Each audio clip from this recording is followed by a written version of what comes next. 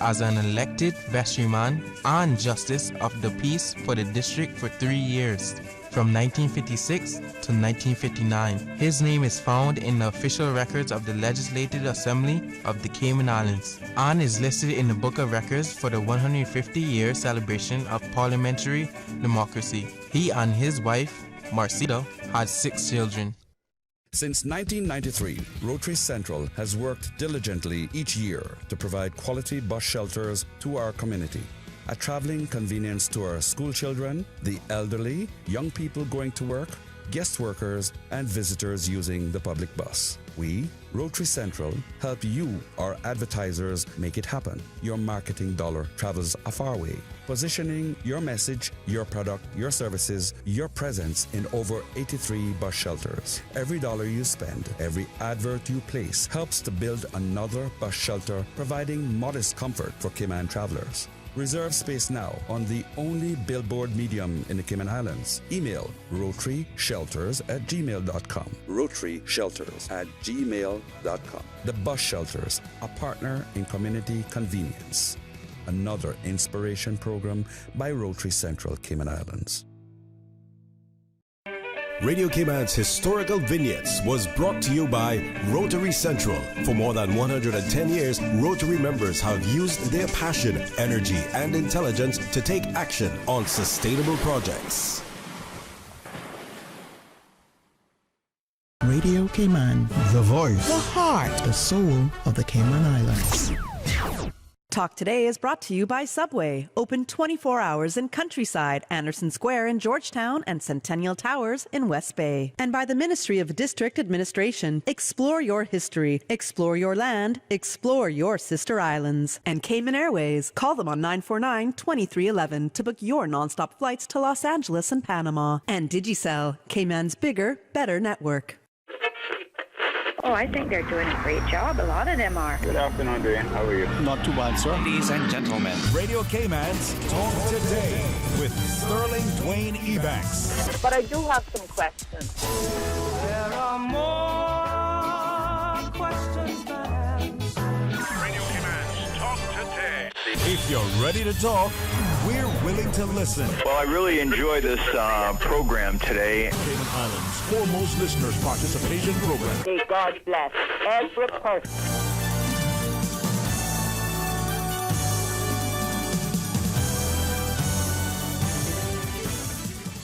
Hey, welcome and thank you for joining us, and as we give you the opportunity to speak to our experts. Well, today we have another fantastic one. Attorney at law, Ms. Chanda Glidden, will talk about wills, estates. I'm going to use to show you how my wealth has been accumulated. No, I'm not going to tell you anything about that, but I might. We'll see. Please join us for another illuminating, exciting, informative, educating, and even entertaining. You're going to wonder, who's the guest coming in? Who's the host? Well, join us. We'll tell you. Stay tuned for Talk Today. Radio Cayman's Talk Today, the Cayman Islands' foremost listeners participation program. We ask our listeners to avoid statements or comments which are abusive, derogatory, malicious, or defamatory. Do not use any indecent language or make any statement which is false or misleading. Email talktoday@candw.ky or call 1-800-534-8255. courtesy of Flow, Cayman's #1 network that connects you to your world like never before. Let your voice be heard. Once again, here's your host, Sterling Dwayne Ebanks.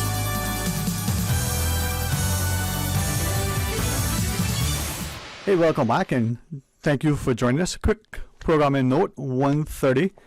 I guess it's not the oldest professions, but perhaps two though.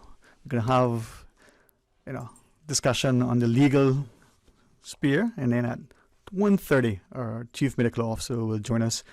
We'll talk about a number of things, including, the cannabis and dispensation. So you're going to really want to spend your next couple of hours with us here, as you so gracious to do from time to time. But it's law and estate planning and wills and the good counsel, no pun intended, of Miss Chanda Glidden. Welcome. Good to see you again, my lady. Thank you, Sterling. Thanks for having me on. It's definitely wonderful to be back on radio. First of all, like I got a few comments, and big shout out to all of my clients and followers on social media, because I got some comments going, "Oh, you're back on radio today, so good, so good." So I don't think you were telling any lies when it's going to be entertaining and educating conversation this morning and this afternoon. Thank you for allowing us to extend an invitation for you to join us, because what we offer in our communities in a way that we can relate to each other. It's great that we have professionals and people from all walks of life, from almost every corner of the globe, but sometimes somebody, this, that. We can relate. We can speak a language, but we can speak from a perspective of experience and expertise. Absolutely. And that's one of the things that I pride myself in. Those who know me, I like to educate people. I like my people to be informed. I'm big on that, big on edutainment as well, as they call it. So I like to present the information in a relatable way, in a way that people can digest it. Because when you're talking about something, particularly law, it goes over most people's head, the intricacies of it. But, there are some simple ways we can explain things so that people understand and can get the benefit of what it is they really need to know. Having you say that, two immediate things jump out, right? Chef Erma Lagasse. I love to eat, as you can see. And his recipes are phenomenal. They're easy to follow. He obviously knows what he's doing.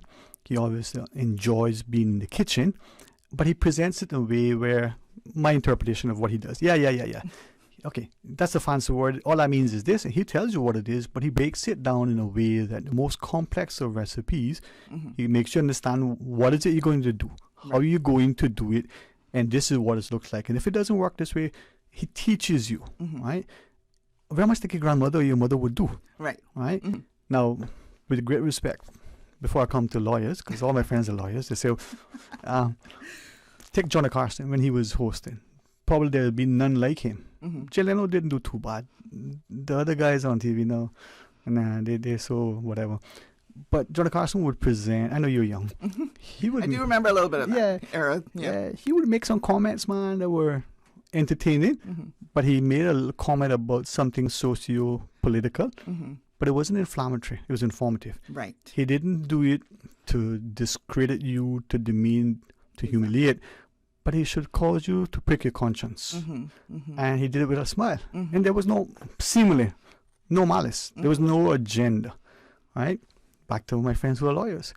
Every time I talk to him, he's using a Latin phrase, res ipsa loquitur. Okay, who goes around saying that?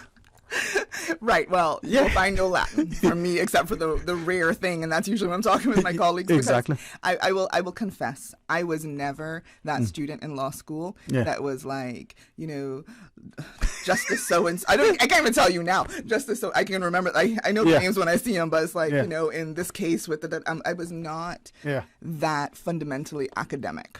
I was more of what is the point? Yeah, more practical. What are we trying to really extrapolate from this conversation, and what does that mean for whatever it is I'm doing?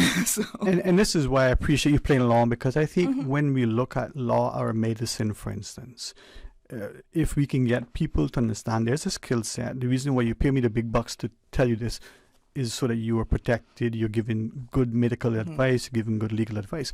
But it so has to be presented in a way that makes sense. Lawyers at a lawyer conference talking to lawyers speak a language. But if I'm sitting there as a journalist and I have no clue what's being said, I'm good at taking notes. I can repeat it. But if I have no understanding... Then you need to go look in a dictionary to go figure out what we were talking about. And that sort of ties into how we present things that we're just parrots. We're just mimicking and regurgitating. That makes no sense to anybody. No. Right? If in law, as I've come to observe you from a distance, you understand what is being said. You're going to present it in a way so that it is helpful. There are too many of us like I said, my friend, he keeps putting off words. I'm going, that has no bearing on this context, right? Yeah, you know how to say something, and the rest of us may not be able to pronounce it as well. We might even not sure whether you actually saying it correctly, but that doesn't show intellect. Knowing and doing, not the same thing. Right. And when it comes to estate planning, getting it right and getting it right the first time, isn't as important as getting it right before you die. Yeah. I'm glad you said that. Because people, I mean, and this is the thing. Death is scary. And for those of you that are listening to this conversation or who are going to view this later on, that like this doesn't need to be a scary conversation. It is a fact. Like most people get freaked out, and I think this is one of the things I love most about my job, because by the time somebody builds up the courage to come have this conversation with me as a client, then they leave the conversation laughing. We're done. We're like, it's in a pleasant state. You show a picture of me too. Cool. Thank you. Hey, see, I knew I was good for something. So, like, what feels like this very heavy topic to begin with, and it does have its moments where it can be serious. Like, I'm not saying it's not serious. It's a very serious, very important conversation. But by the time that we've made our way through it, and you've, considered all the elements that you need to go into discussing what you're going to be doing with your estate, because everybody's situation is so different. Yes. And we'll get onto that, but. I just want people to know that it's a serious and important conversation, but it's not as dreary as you may think. It's not as scary and dreary and morbid as you think, because we're not just talking about dying the whole time. Yeah. We're talking about the love that you have for your family, how you want things to continue after you're gone. What do you want to happen? You have something precious that you want to leave behind. You've worked very hard during your lifetime to acquire certain things. So what happens to those things? Yeah. If I may ask you, there are some of us who we may not want to accept, and for those who just joined us, we're going to be talking about wills and estates and all those things, and Miss Chanda Glynn. I need to make sure a good friend share her name correctly. Can't call her Angela, because that would just not be. That's the doctor one. But in this context, is it about us who are the controlling personality? And I asked a couple of people prior to the discussion. They say yes, but no. It's the concerned, loving person who's making it easier for the people after. How you want your thing to be after you're no longer here. Yeah. Your body, your burial, but also all that thing that you've accumulated, right? So that they're not bickering and fighting, because they might. What my friend said, where there's a will, there's always a war. Because even with that, right? Even with, and I mean, that's the thing. I want to just put that disclaimer out there.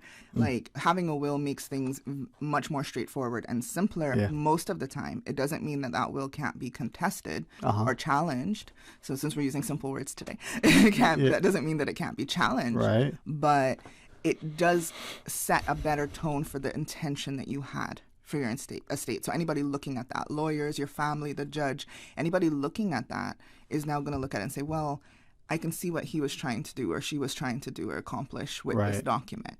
There might be some things that need a little bit more interpretation. Sometimes we're not, clear, or circumstances change. So we have to say, well, what happens to this asset? But, at least you have something written down that says, this is what my intention was. Okay. This is what I'd like to see happen. And with that, there probably, I'll ask you, are there particular formalities, certain things you have to do to make sure for this thing to be valid? Absolutely. Make sure you didn't do this, make sure you did this, and this is where having a professional guide you is important. There's one big thing. You have to sign it. Let's start with that. And there's a specific way you have to sign it. Yes. But you have to sign it, because I get clients that come to me all the time. They're like, okay, we told you what we want. We're good, right? We can go on vacation now. We don't have to come back. We're good. And I'm like, no. We actually have to write this out, and you have to sign it for it to be valid. Let's ask a couple of questions. And sort of the cliffhanger. We're going to take a break. People are going to listen and they're going to get the answer. The question is, I want to leave X to this particular individual.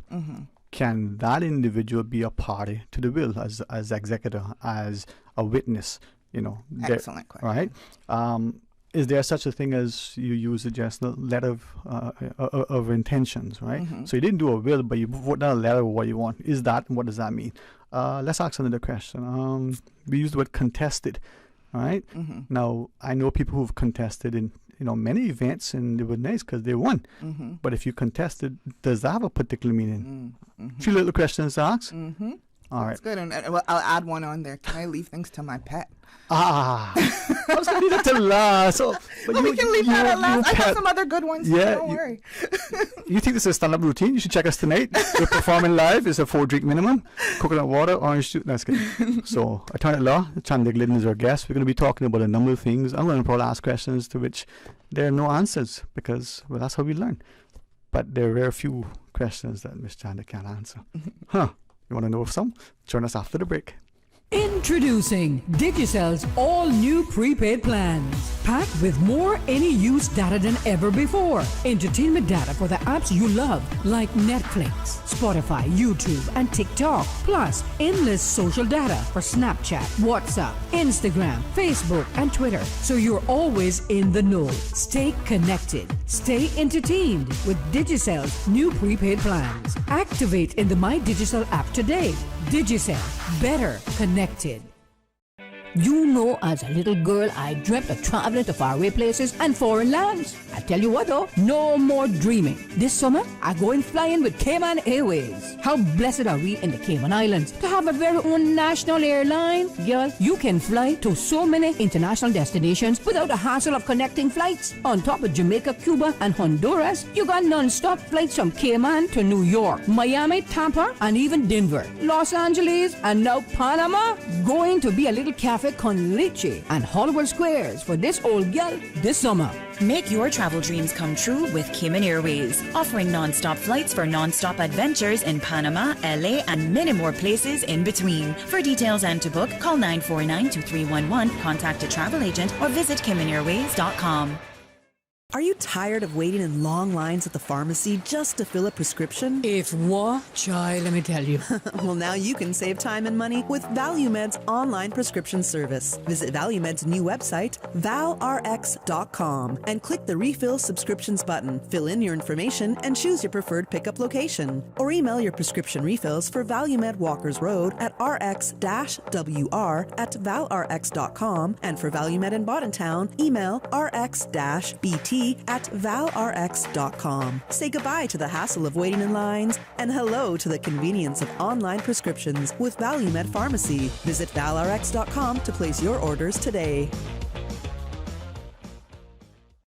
All aboard the Pizza Boat! Cayman's newest pizzeria. Birthday parties, office luncheons, summer camps, game night. Whatever your occasion, bring the fun with Pizza Boat. A Cayman twist to pizza. Bringing fusion ingredients from all over the globe to give you locally inspired fresh pizzas all day, every day. What's more, now you can enjoy a boat-shaped pizza with toppings of your choice. It's Pizza Boat. Pizza Boat, now open in Queens Court on West Bay Road. Pick up or delivery 949-0000 or order online www.pizzaboat.ky. Pizza Boat. Experience the ultimate pizza voyage. Talk today. But I do have some questions. Talk today. Cayman Islands' foremost listeners participation program. Talk today. Because there are more questions than answers. What the public is saying. Waiting to take your calls right now. Sterling Dwayne Ebanks.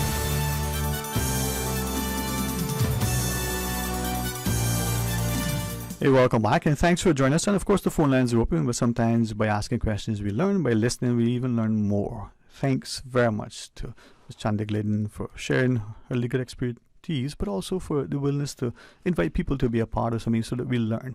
And for me, learning through laughter is that much better. All right, I asked a couple of questions, and we're talking about wills and estates and the like, and as you shared, it can be daunting, it can be intimidating, but it can also create within us this sense of, within our community, oh, I don't do no will because I only, bring about my demise. Oh my gosh, yeah. Right? We have those myths. You will pass at some point. We all will, but it won't be making your will that kills you. Well, put it this way. Let's say it happens. At least you have a will that you're in charge. Yeah, and if your fear is that, one of your offspring unalive you in your sleep, that after you make your will so that they can benefit, you can't benefit from murder. So, you can't benefit from that if you're the one that, causes the instance. So. Yeah, and that's I was going to talk about how people have, we even see the U.S., I don't know if it's changed now, but passed legislation many, many years ago where a person who's done something heinous goes to prison could benefit from the move of the month or a book deal or something. Yeah. That's no longer possible from what I understand. Okay. I was wondering about that because I saw something the other day that made me question it, but I'm not. But that may have changed now because, yeah. My God. Yeah. Anyway, that's our story. For another time. Yeah. Another time. But we did ask a couple of questions, yes. right? So I'm going to start with the executors because I think you asked some really great questions. So I'm going to do them, and especially in the order you asked them. Okay, thank you. So, so you asked, can somebody who's benefiting from a will be a party to the will? So just for some context and understanding, like there are different aspects of who the parties are. So when you're looking at a will, and I have a little guidance note that I send my clients out, that when you're getting ready to contemplate your will, you have to think about things like who's going to be your executor. So first of all, your executor is somebody who's going to deal with all of the administration and filings. So if you have a will, you need to have it go through court to have it probated. And the probate process is approved by the judge. So this is where we'll come to the other question about the contestant. Yeah. We'll come back to that in a minute. But just to understand the process, you need somebody who's going to be responsible enough to either hire a lawyer or make the application themselves, be responsible for getting that will probated, and you get a grant of probate. That's what you would take to the bank, the land registry, all the different elements at play that you need to be able to properly administer that estate. And there are some other little functions that you would have to do later on, like file an inventory. This is what all the assets were. This is what we did with them, in accordance to the will. Making an accountability of... Right. Wow. Yeah. So you need to appoint somebody in that instance. It can be one or more persons. They can act jointly. You can have a primary person and an alternate. So there's a couple different ways we can set that up. So when I tell you this is like an Inception, the movie it goes deeper and deeper and deeper. There are so many layers to this, right? Yeah. So, but in the simplest format, you can appoint one person as an executor. It can be your spouse, a child, a friend, a colleague, a lawyer. It can be a very much anybody that's over the age of 18 and mentally stable. So that's not an issue. You have guardians. So if you have young children, usually, if you're co-parenting or a couple, you would usually leave guardianship to the other person. But suppose you're a single parent, you may have a sister, an uncle, somebody that you want to take care of your kids, right? So you would appoint your guardian. That's fine. That can also be a beneficiary. So we come to the beneficiaries. So you can leave. The beneficiaries are who you leave your assets to, right? So that can be anybody or any organization. So if you want to leave it to charity and church, that's fine. If you want to leave it to your kids, your spouse, if you want to do little things and set up little trust structures inside of that for different reasons. Maybe you have an older parent that you want to be able to benefit for the rest of their lifetime, and then it passes to your kids. Or and there's, like I said, so many layers and different ways we can set this up in terms of how we maybe half of your estate goes into this setting and the other half goes, or any percentage you want to make it up as, right? So when it comes to that, your beneficiary can also be your executor. So you can have spouse and spouse under each category of executor and beneficiary and guardian. So all of that is fine. Where it gets very much what you can't do and who can't be involved is when you're signing. Yeah, the witnesses, right? The witnesses, right? So you have to, as I said earlier, you have to sign your will for it to be valid, and it has to be witnessed by two people who are not beneficiaries. And not executors as well? It can be an executor. It just can't be a beneficiary. But if the executor is a beneficiary, then the executor can't sign? Exactly. Okay. So it's really that beneficiary and witness line can't match. So when you're in school and you do which ones match? No. Beneficiary and executor cannot match. Beneficiary and witness cannot match. Very significant. Right. Because, and the logic behind this is that if you had, say, an older person and they were very ill, you knew they were going to die, and you're their executor, their beneficiary, and you're witnessing. Suppose that person didn't really want it set up like that, or there was some issue, right? And then you've witnessed it. You're the only person saying that this person had the intention to sign this. Creates the perception that undue influence or competent, different things, right? So, and I know some people are very private. They don't want everybody knowing their business. Yes. So they don't necessarily want a stranger. Most of the time, if you have a lawyer draft this, it will be done within, their office. They'll have somebody come be the second witness, them and somebody else, or two people from their office, depending on their setup. So the witnesses don't have to read what's in your will. They don't have to read your document. They're going to see the signature. They're going to see the signature, and they might know this is your will, so that they can, if ever called into question, they can say, yes, I saw so-and-so sign this document. And that's all they need to know. They don't need to know who you left anything to. Right. All right. So you still have privacy intact. But another good reason in not plugging the specialty, I'm also for people being able to do things on their own. But, another good reason of having a lawyer is that confidentiality, because you can keep everything private for the most part. Yeah. So if that is very important to you. So I think that covers. Did you have any more questions on that? Just maybe supplementary, Madam Speaker. Let's say the executor, all right, and we've thrown a number of terms, but that's the person who's going to sort of look after you, will execute your instructions and make sure things go according to what you set out, following the formalities of going to the court and doing all the proper accounting. We talk about once the estate has been settled, what has to happen. Just remember to do that, because it's not just doing the will. There are all these other things that kick in. Exactly. But let's say the executor is it's a child, because it's your firstborn, it's the only child, like, in a sense, in the family, according to you, whichever. But you also want that person to benefit. As long as that person isn't signing as a witness, it's okay. Correct. But then there are those who might say, well, you're the executor, and look at you benefit, and you get the lion's share, or you got the most favored possession of any significant sort of sentimental value. Are there potentially any issues that could come there? The competence of the person. It would be that. So where are you going to challenge, or we said like the contested, like it could be for, like you said, the person isn't mentally competent. So if the person is suffering some sort of Alzheimer's or severe mental incapacity, then those things might come into question if there was duress. But again, the thing about law, you have to be able to prove. Yeah. Right. And so what evidence, huh? Not necessarily the truth. And this is the thing. I have to be so careful. Right a lawyer told me that one day. He said, let me give you the best advice for free. The court doesn't care about anything. Evidence over. Well, that's the thing, right? They have to base their decision on the facts that they have in front of them, right? And they have to be able to prove the facts, right? And we all know this is some common sense stuff, like. But this is why you have, like, justice always prevails, but justice is also blind. So we do live in that contradiction, and what we as average people out there think that's so unfair and unjust.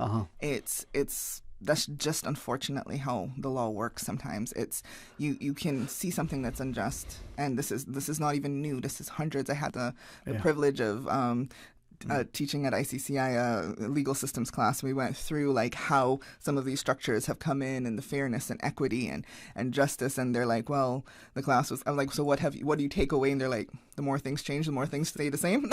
I'm like, exactly. This is why public policy becomes so important, and why I've said to people, if they ever have made a public statement that's political, simply, one, you're eligible to get registered to vote, please do so. Two, consider being a part of the political process, someone's campaign, being a candidate yourself. Because the more you inform, look at laws. Many of us only consider when it's affecting us personally, right? In that way that is material. But how many things have happened that, had we been cognizant of it, they may not have been. It could be something in relation to traffic. It could be something really significant, but we don't know, because we're not impacted by it. And laws, as much as we like to say, they were not impacted, laws rule on everything around us. Like you said, whether it's our trash, whether it's our driving, everything. It's not just these obscure things that we may or may not ever have to deal with. Just again, I'll be mindful. I love international news, reading it, questioning the credibility of the media, the competency of the reporting, the timeliness, the critique. All right. We have to take a break, sir? You sure? No, we're not taking a break. Yeah, let's try that another time. All right. Maybe saving me from my other political comments today. I was on the commentary on a piece of parliamentary legislation that's gone through the UK system, the bastion of democracy, we're told. All right. Ms. Chanda Glidden, we have to take a break. We do have a caller. Oh, nice. And, but I apparently got to take a break. I'm going to get some chocolate. I don't know if I can share, but join us after. We got questions to answer. We got calls to take. All right. You know, as a little girl, I dreamt of traveling to faraway places and foreign lands. I tell you what though, no more dreaming. This summer, I'm going flying with Cayman Airways. How blessed are we in the Cayman Islands to have a very own national airline? Girl, you can fly to so many international destinations without the hassle of connecting flights. On top of Jamaica, Cuba, and Honduras, you got non-stop flights from Cayman to New York, Miami, Tampa, and even Denver, Los Angeles, and now Panama. Going to be a little cafe con leche and Hollywood Squares for this old gal this summer. Make your travel dreams come true with Cayman Airways, offering non-stop flights for non-stop adventures in Panama, LA, and many more places in between. For details and to book, call 949-2311, contact a travel agent, or visit CaymanAirways.com. It's game time, Subway fans. We're upping our sub game with the all-new Subway Series menu, an all-star lineup of 6 delicious recipes. Just order by name or number and we'll do the rest. Whether you're catching a quick lunch or just need a tasty victory, the Subway Series menu is coming in clutch. Subway Series, easy to order, hard to resist. Try it today, only at Subway. Eat fresh. Wouldn't it have been grand if you had purchased land 30 years ago? It may not be 2020, but a perfect vision has never been more clear. Cayman Brac and Little Cayman, poised for growth with an eye on the future. Your land, your history, your future. Discover all that our sister islands have to offer.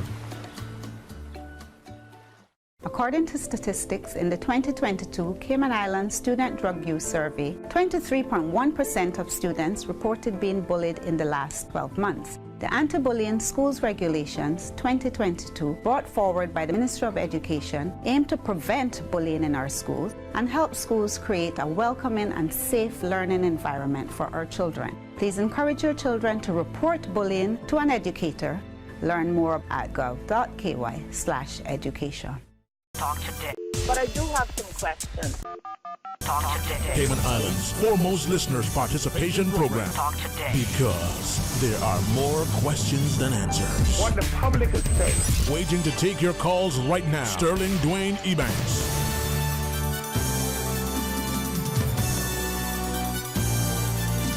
Hey, welcome back. Thanks for joining us, and thanks to, can I say attorney at law? Is that be fine? Yes, absolutely. Okay, Chanda Glidden. And that in itself has a significant connotation because there's a professional acumen that is required, but there's also accountability, I guess would be the word. The courts can call you as an officer of the court and say, hey, what's going on here? There's a ethical and legal professional obligation that you have to society through being a member of the bar. Is that not being too casual with it, but that's a fair assessment? Absolutely, yes. Okay. We have a duty of care to our clients and to the public that we inform. So, like, even me being on here today, I can't be very cavalier. I have to, I can have fun, but I do have to be mindful of what I'm saying and advice I'm giving and, what I'm telling people. So, and I mean, even as, like I say, I love to laugh. I mean, life is, like my father laughs all the time, man. He said life is about laughter, but enjoying it, but it's about contributing positively, right? And you can do that and have fun. But with you can get called in before the courts. And code of conduct. And, this is no joke. So I'm respectful of the fact of that, but also the fact that you've taken time. I know we're going to go through a number of the other questions. We've got a lot of things. Mr. Carl, sir, is there a caller? All right. Thank you for being a part of the discussion. Welcome. Yeah, I don't know whether it's recognized, but yes, sir. There's an evolutionary process that is being conducted here today. I don't know if it's being recognized by most, but share with us so that we are enlightened. Yes, sir. Well, if I just tune in, if I'm interpreting right, I think this is Chalo's. You are correct, sir. It is, sir. Yes, sir. Because my mind goes back to, I guess, 30, 35 years ago, maybe a little longer than that. She sometimes she'd be roaming around the studios there asking, what's this knob for? What's this knob do? And everybody ran around trying to keep her hands off it. And here... But I can guarantee once I knew what that knob for, I knew how to use it, right? But you see, what you also have done is that you made people realize that I'm not 35. Because I remember. And here she is today in 2023. Yes, sir. Given out freely of some important information. Yes, sir. Which means, thank you. The continuity of community and giving back, and you can take it on another 15 lengths. Yep, and we will. Whatever you want to call it. Anyway, I just wanted to put that in. Well, thank you for saying hello. No, thank you for that. And I appreciate, I kind of alluded to earlier, but then I pulled back because the world that we live in today, I mean, I said, that's when that daughter. And but people would have quickly, as the caller did. But that's important for us. Oh, absolutely. Right? I mean, I can't tell you how many times I sat on this exact studio floor while my dad was in here doing children's roundabout. My mom and dad sitting there, and dad teaching me how to splice tape and do that. So it's always a fond memory coming back. And this is where I think as parents, we need to be very conscious, very deliberate about what we introduce our children to and to ensure that we bringing them along with us. Many of us. You still there, sir? Okay. Many of us have had to sort of, as children, probably subjected while mom or dad is doing something to be there somewhere, right?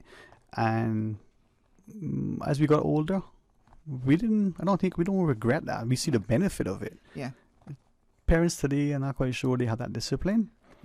But anyway, that's a different they may story. not have that option as well, but I can say with my hand on my heart that every experience that I have gained throughout my lifetime, whether it was being at my parents' foot for whatever they had to drag me to, quote unquote drag me to, because of whatever the circumstances, has become part of who I am and why I can function the way I function today. I'm kind of glad the caller being the caller who the caller was, but sharing what the caller shared, because that was something I was thinking of, and it doesn't matter what your parents do, whether they're plumbers or surgeons, carpenters or masons, it doesn't. If you as a child was part of that experience, right?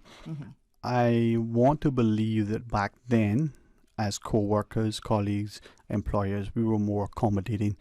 The child had a greater semblance of being able to behave, but the parent also was deliberate to engage the child, respectful that this is a little child, and sitting in that corner for 5 minutes or 5 hours as someone did, doing that thing, we needed to make sure the child was sufficiently engaged. Right.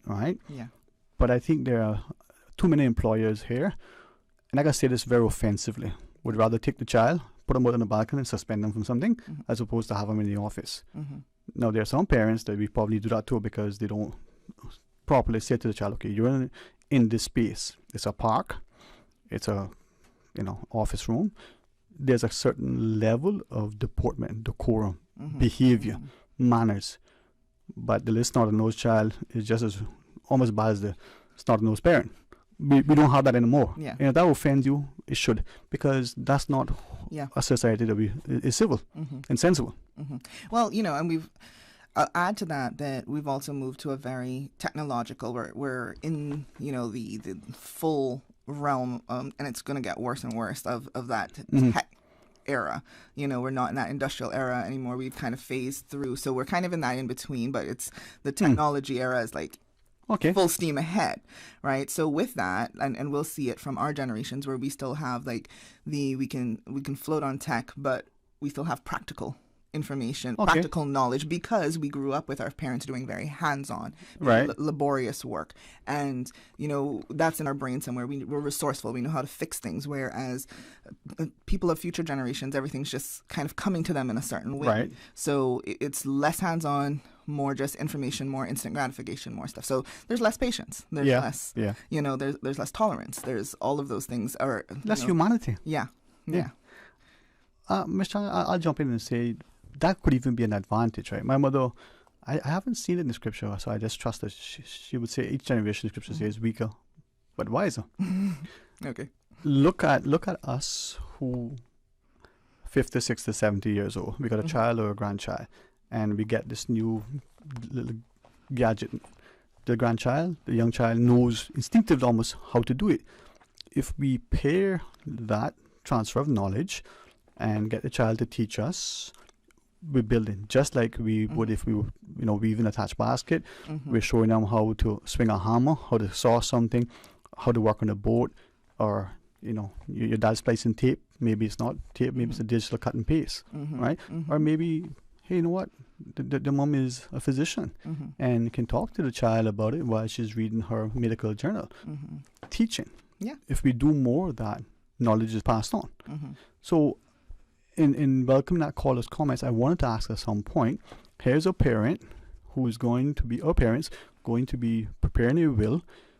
To what extent bring that child along? Now, while you consider it, here is something that I'm adamant. I'm thinking that if we're going to advance democracy, it's essential that this is removed from our legislation.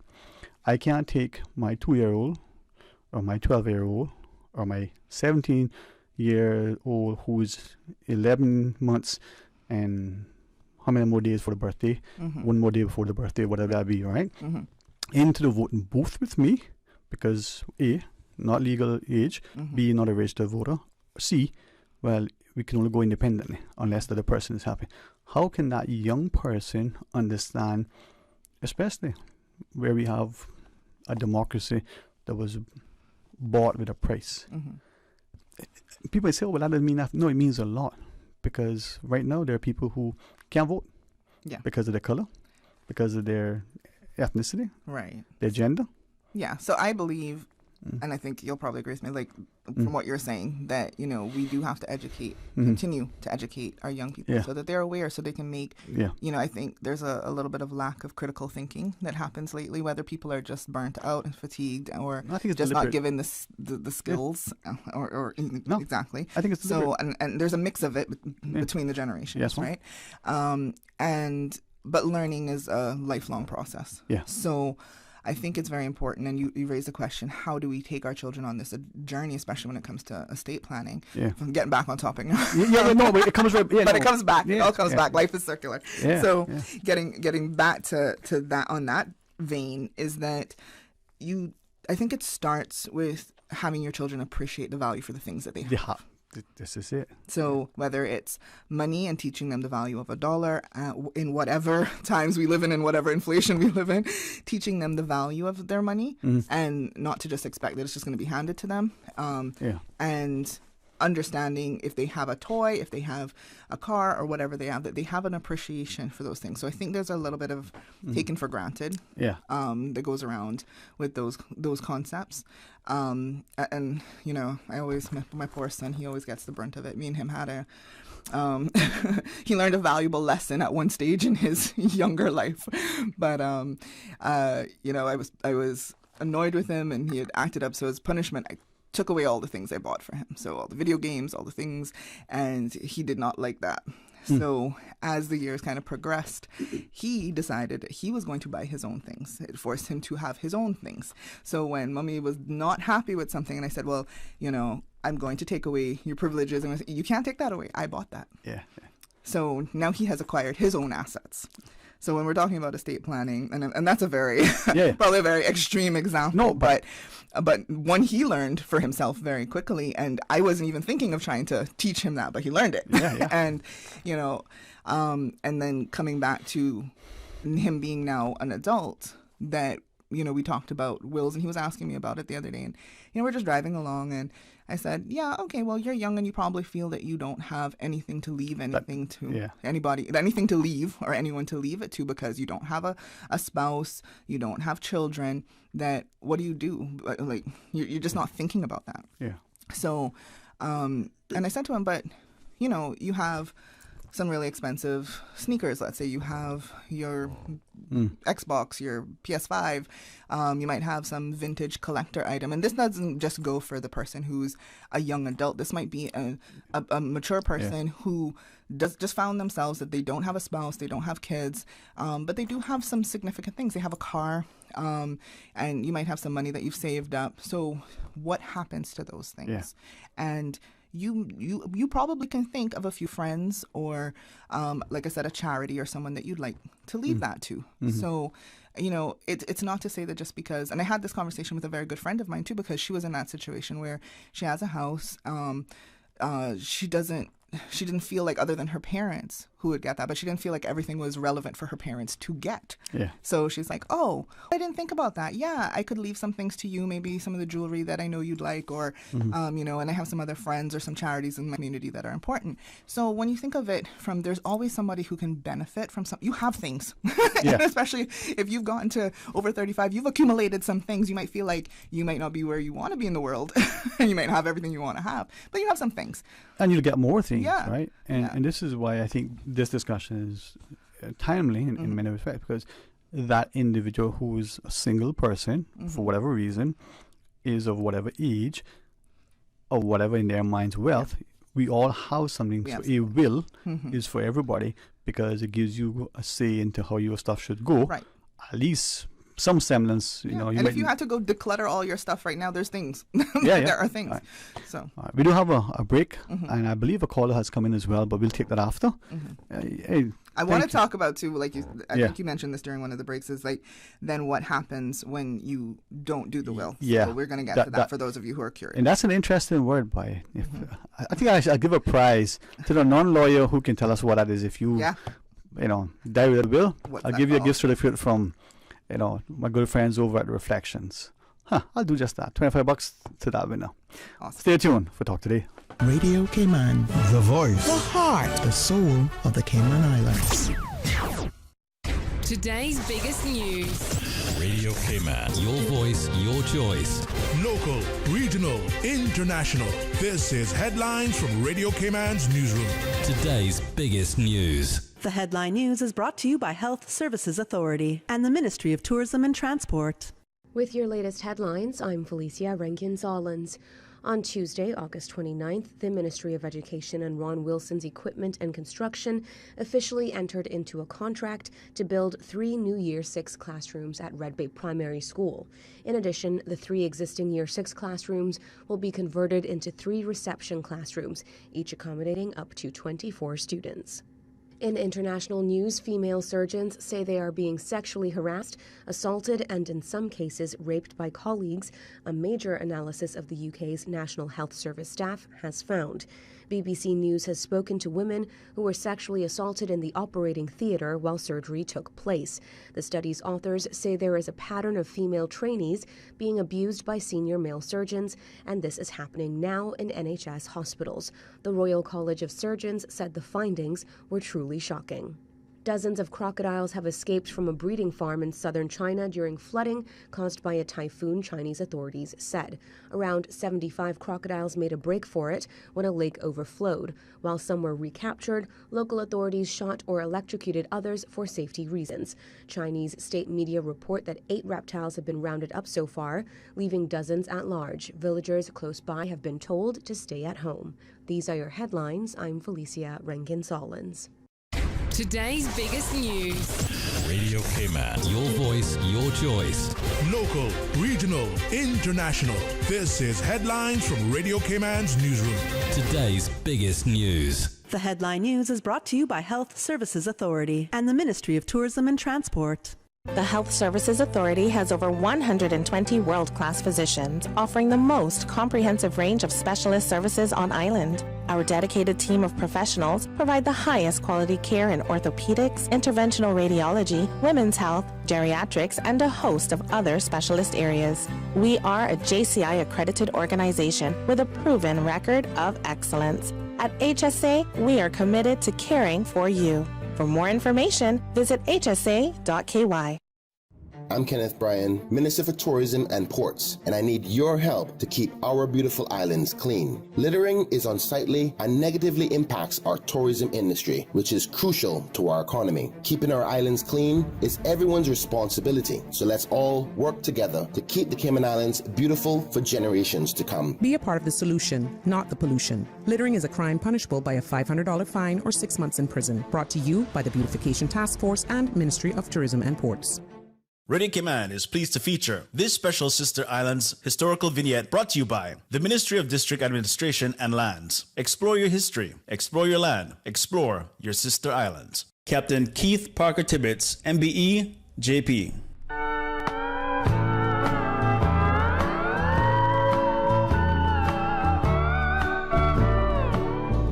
Following the 1932 hurricane, Like most young men growing up in Cayman during the era, the call of the sea was heard more strongly than any other.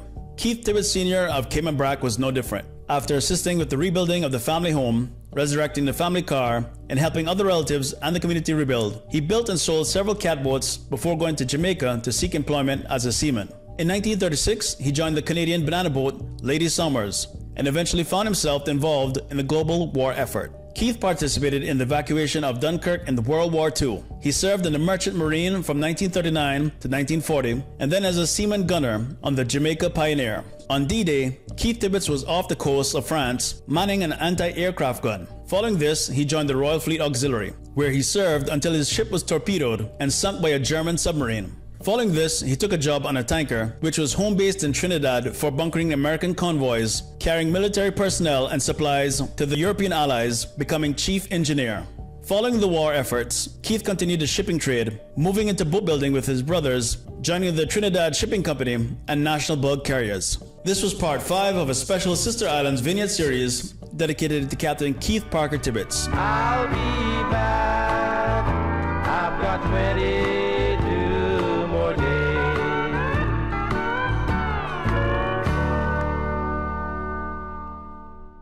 Radio Cayman is pleased to feature this special Sister Islands historical vignette brought to you by the Ministry of District Administration and Lands. Explore your history, explore your land, explore your Sister Islands. Talk today.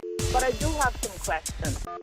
Talk today. Cayman Islands' foremost listeners' participation program. Talk today. Because there are more questions than answers. What the public is saying. Waiting to take your calls right now. Sterling Dwayne Ebanks.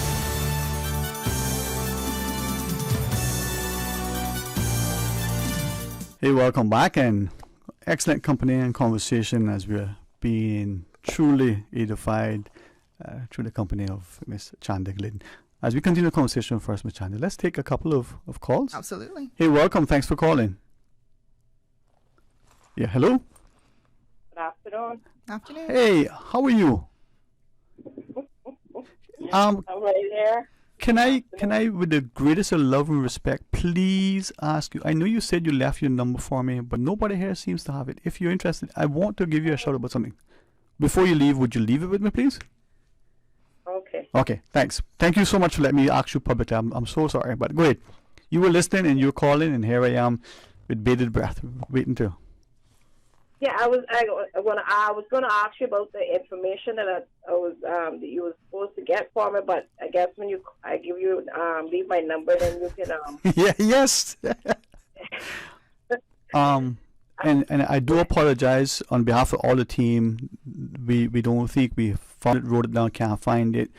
So, for what it's worth. Okay. So, but anyway, that was what you're calling for. We'll. No. Right. I was calling regarding you was I think it was talking something there. I didn't catch it quite well. Mm-hmm. Something with the workplace or the children in the workplace or something like that. You was. Oh, yeah. That was a point on my part to recognize that in the world we live in today, that we need to do two things. And like I said, if this offended some people, it should offend us as adults. One, as parents, what examples are we to our children? Do we teach them that you're coming into here? It could be in a park. You're running around. Are you still considerate of other people using the park?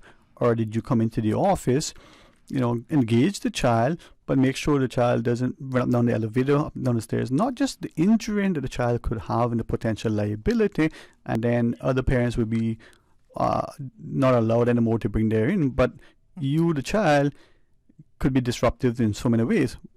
Now, as the employer and the colleagues and the like, to also accommodate the child, because whatever that workplace is like, if we make it safe, that child could grow up to run that business, to enter that profession. It's just my thought, right?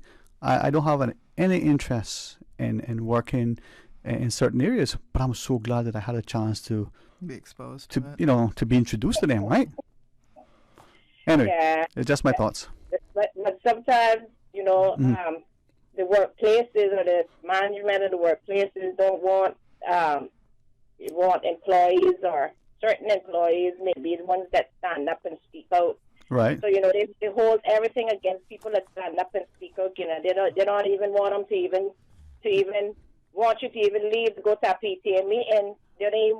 Well, I can respect that. And that's a discussion that we should have, another times, right? I want to be respectful. They didn't want you to leave when the child gets sick. Yep. Well, that only applies to some, but anyway. It goes to a lot that's another form of like victimization, when they can't get you, no matter how they get you by your children or they get you by something else, you know what I mean? Yeah. But what I'm saying is that here in Cayman, even if the children would run up and down and just, really busy, because children are nosy, they like to know things, look at things and stuff. And when some people say, oh, you can't control your children and this and that, but some children just like to go in an office and they see other workers there, they probably would want to go there and look at that person on the desk and what they're doing, and sometimes like that. But fair enough, but respectful too, though. As the parent, you need to kind of give your child some guidance, some direction. Just as I said. I know, but I mean, sometimes if you do go in a workplace, it's just like you go in a workplace all the time as an employee. Can you go to your workplace every day and just go to your desk or go sit down and don't say good morning or good afternoon to anybody? Well, some of us can. I mean, that's kind of difficult. That's kind of difficult unless you and I mightn't do that. I could be in a place where I'm with 3, 4, 5 people and we got to see each other every day, and then I don't say good afternoon or good morning. I mean, you know what I mean? Right. Unless me and that person had some form of conflict that, I have to keep my distance and they have to keep their distance. Right. You know what I mean? Or maybe someone that, just say for example, may have been sexually harassed and you got to stay a distance from that person or whatever, something like that. Right. But not like being human beings, that's human nature, to speak to each other. I want you to allow me to do what Susan always says, keep your calls tight. And I like to hear people talk and give them every latitude, but in this case, I can do that. Yeah, you got a guess there. I'm sorry. No, it's not that. That's not that. I'm just glad she's not charging me for the time. Yeah. But please, if you choose to leave the number, I'll call you. Yeah. All right? Okay. All right. All right. Don't hang up. Let's take one other call. Okay. All right. Thank you, Susan. Hey, welcome. Thanks for sharing. Hello? Hello, how are you? Hello. Hey, listen, if you were... How are you? Awesome. How are you? I'm doing good. Thanks for asking. I hear you ask something, but I just want to answer it. I hope because I was waiting over like 5 minutes now for you. I'm going to answer it about what Miss Shanda asked about when you don't make a will. I think it's left to how long the person died. You ask for a leave of absence, apply for a leave of absence, and then you apply for a letter of administration. Okay. Yeah. But there's a specific word when you die without a will, you die something. Yeah. That's what we're looking for. But you definitely have spoken to the process well. Yeah. So what is that word? I don't.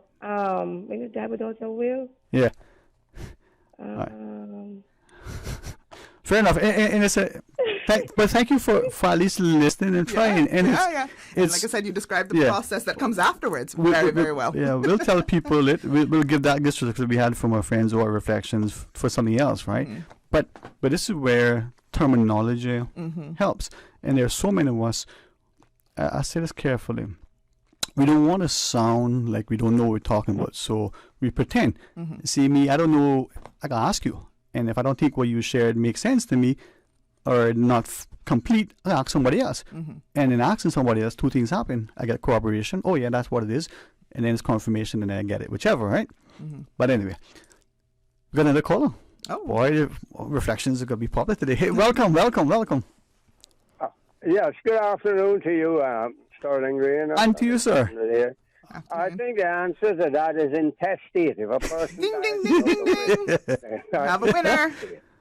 Yeah. Yes, sir. Yeah. Yes. All right. Have a good day. I just called. No, thank you. See, I'm so glad he called because here's a gentleman that, as he shared, he's not a teenager anymore. Mm-hmm. He has a wealth of experience, life experience. Mm-hmm. And so if we listen to them, we can learn so much, right? But that's an interesting word. I remember the first time you died intestate. Is that contagious? It sounds like a disease or a body or something that happens to your body after you die. But so we can listen to Ms. Chandler because there's going to be a test after. So I know, before we go to a break, let me... No, we'll go straight through to 1:30. Deal with what happens when you die without the will. And so, as we said, you die, it's called intestate. So it's without a will in place. So just like the probate, where you'd have to go to court to have your will probated by the court, as the lady described, the other caller before described, that you still have to make an application, and you get something called letters of administration. So you're going to either get a grant of probate or a grant of letters of administration, and that appoints somebody, usually your next of kin, maybe it's your spouse, maybe it's your oldest child, or a group of those persons together, to be the administrators of your estate. Which is different from executors, right? Because executors is with the will. Right. So, but they serve, to some degree, the same purpose, right? Just a little bit of a technicality in that. And then what the previous caller was also alluding to was, if, depending on how long ago the person died, you have to apply for special leave, because you should be applying for that within 6 months of the person's death. You should be applying for. You don't have a lot of time. The court, exactly. So I understand it does sometimes take a little time to get the death certificate, and you're mourning, and there's things happening. There's so much more important things in your mind then, right? Right. Yeah. So what you need to do is do that as soon as possible. It's not the end of the world if you don't. Then you just have to say why you didn't. And in some cases, people just don't know, because again, we're just not aware, because that's a little term in the law that people don't walk around talking about every day. Yeah. And you just explain. It's just an extra, but it's an extra step. And extra steps cost you extra money at the end of the day. Right? And that's the other thing. So let me just ask you: the executor versus the administrator, all right? The executor, the administrator, you have 6 months. If not, you ask the court permission, and there's a process, there's extra money and time and all these things. The executor, is there a time limit that the executor got to present that to the court and get the process It should rolling? all be done within 6 months most of the time. I actually don't know that one off the top of my head. Okay, but I enough. definitely know for letters of administration, you have to have that in within So 6 months. we'll ask that question, and you can submit it in writing? Yeah. We'll have the clerk make a note. Hey. Lord, I'll have to come back to that. Please allow me a reset to look that up. But this is good, right? We don't all know everything right then and there. No. And the beautiful about the law, something's written down somewhere, you can go back and get it. Yeah. And when you don't know something, don't be like someone else and pretend. No, man, just say, look, you know what? I think I know, but I'm not quite 100% sure. Instead of telling you something that I'm not sure, let me come back to you. And that is one grievance I have with being a lawyer. Sometimes people think you know everything all the time. Yeah. And I don't. I know a lot, but I don't know everything all the time. Sometimes I forget, and sometimes I just don't know, and I have to go research, right? I was going to make a joke and say the only one person knows everything, but I don't want to call her name. I'll leave it now for now. Be good. So there's... you asking much, boy. Before we take this caller, you continue. So I just want to make sure we wrap up some of the other questions that we had. And so contested, so again, you go through this process. When you submit the estate, whether it's probate or letters of administration, it does have to go through a certain process with the court. It has to be posted for about 3 weeks, let the public know this person has died. Kind of like when you're wedding bands, you have to get bands and they post it. So it's kind of a public acknowledgement. So things aren't done in the dark, aren't done in secret. If people have claimed against your estate, whichever. Yeah, so they can make, so suppose they think, this person isn't the lawful spouse of someone, or this person had mental issues. So they can file a caveat. The aggrieved person can file a caveat to say that there are some concerns, and the court will hear them. And likewise, after letters of administration or probate has been granted, if there are issues with the way it's running, then beneficiaries have the opportunity to address that with the court, to say something's not going on, I didn't get what I was supposed to get, or get clarification. So there are different stages in which you can either challenge or get clarity. Okay, let's ask a question. It never has to be posted. You talk about the bans with waiting. That still happens anymore. There used to be in public places, in post office and stuff. With the letters of administration, the executive, the will and the stuff, the probate, I think that's part of the law. Where is that posted? Courthouse usually. Where in the courthouse? You really tested me. No. Okay, the last time I've seen one, and I know they changed up the courts a little bit, but it was in the main courts building. So you had to go through security and all kinds of stuff, right? The reason why, and this isn't, maybe I'll call the court administrator, maybe something as a policy, we don't realize what has happened. Right. Someone, right, said they know this process and they wanted to, but they were intimidated because they're going through a metal detector. Remember the board used to be there in the foyer. It's such a beautiful building to some extent. I love the the slate on the wall and whichever. And on the back board there was this big board and all the things were up there. It was nice. You can go and look and see what caused this. But you're going through the security now, and we don't need much to put us off. You're already intimidated because you're in the courthouse. Yeah. Right. And we live in a digital world, but how are we leveraging that? Okay, the gazettes. So that's a great question. So maybe there needs to be, because we have moved with the courts. I say we, I don't work just here, the country, but we as a legal industry and a judicial industry have moved to a lot of online more access. So I think that is something that we should be able to look forward to see posted, because you can already see the cause lists online. Exactly. You can see the laws are there. Registers of writs and stuff that are filed, so you can do searches that are publicly available. So that would be an easy way to here's a socio sort of address that political socioeconomic discussion. We have to post somehow somewhere publicly our estate. This person died with or without a will. It's there if you know what to read. Leaving an estate value at, and sometimes there's an amount, right? It could be a little bit. It could be that's all he had. No, he got more now.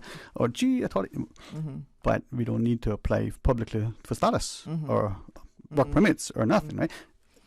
That's a discussion, and I'm gonna ask you. But I'm just showing you how we're talking about fairness in life, right? All right. Miss Glidden, we do. Interesting question. Interesting. Yeah. I tell you, the things that come with this boy. Boy, imagine what kind of child I was. Let's take this as a call. Hey, welcome. Thank you for calling. Hi. Is that Dwayne? If you're referring to me, this is Sterling Dwayne Ebanks. Yes. See Miss Wheel here. Oh, sir. You have to forgive me for a second there. I thought you were one of my contemporaries, my teenage friends. The Honorable, how are you, sir? I'm great, and good afternoon to your guests. Oh, good afternoon. A fantastic gentleman, boy. I just love listening to him. Thank you, sir. I'd just like to enlighten your and agree with your guest about some of the things, but the administration, the succession law that lays out what happens when a person dies intestate. And it not just any person can apply for letters of administration, because you have to follow the rules. If a person dies intestate and leaves a spouse, then the spouse would inherit everything. If a person dies intestate and leaves a spouse and children, the administration rule says that the wife would get so much would get the personal properties, and the real estate and the real property would be divided between the children and the spouse. If the intestate dies and don't leave any children or don't leave any spouse, then it goes to his mother and father. If there's no mother and father, it goes to the brothers and sisters. If there's no brothers and sisters, it goes to the aunts and uncles. If no aunts and uncles, it goes to the grandparents. And if there's no succeeding grandparents, it goes one of the cancer to the crown. The crown then would take it. So you have to be connected with the deceased, and so in some way, not just everybody can go and take a letters of administration. You have to show. No, absolutely. Right. Because when you file the affidavit and the application, you have to put all that, and then you have to include all the people who have a beneficial interest in the estate. Whoever takes out letters of administration, there's a 6 months you have from the time of the person die, and if you don't make the application within 6 months, then you have to get special leave from the court to do so. To do so, a lot of people don't make wills; they die intestate, and the same thing with the probate law, and probate rules. But the only thing different is that the testator, that's the person who dies testate, he leaves the person who he wants to administer his estate. And there,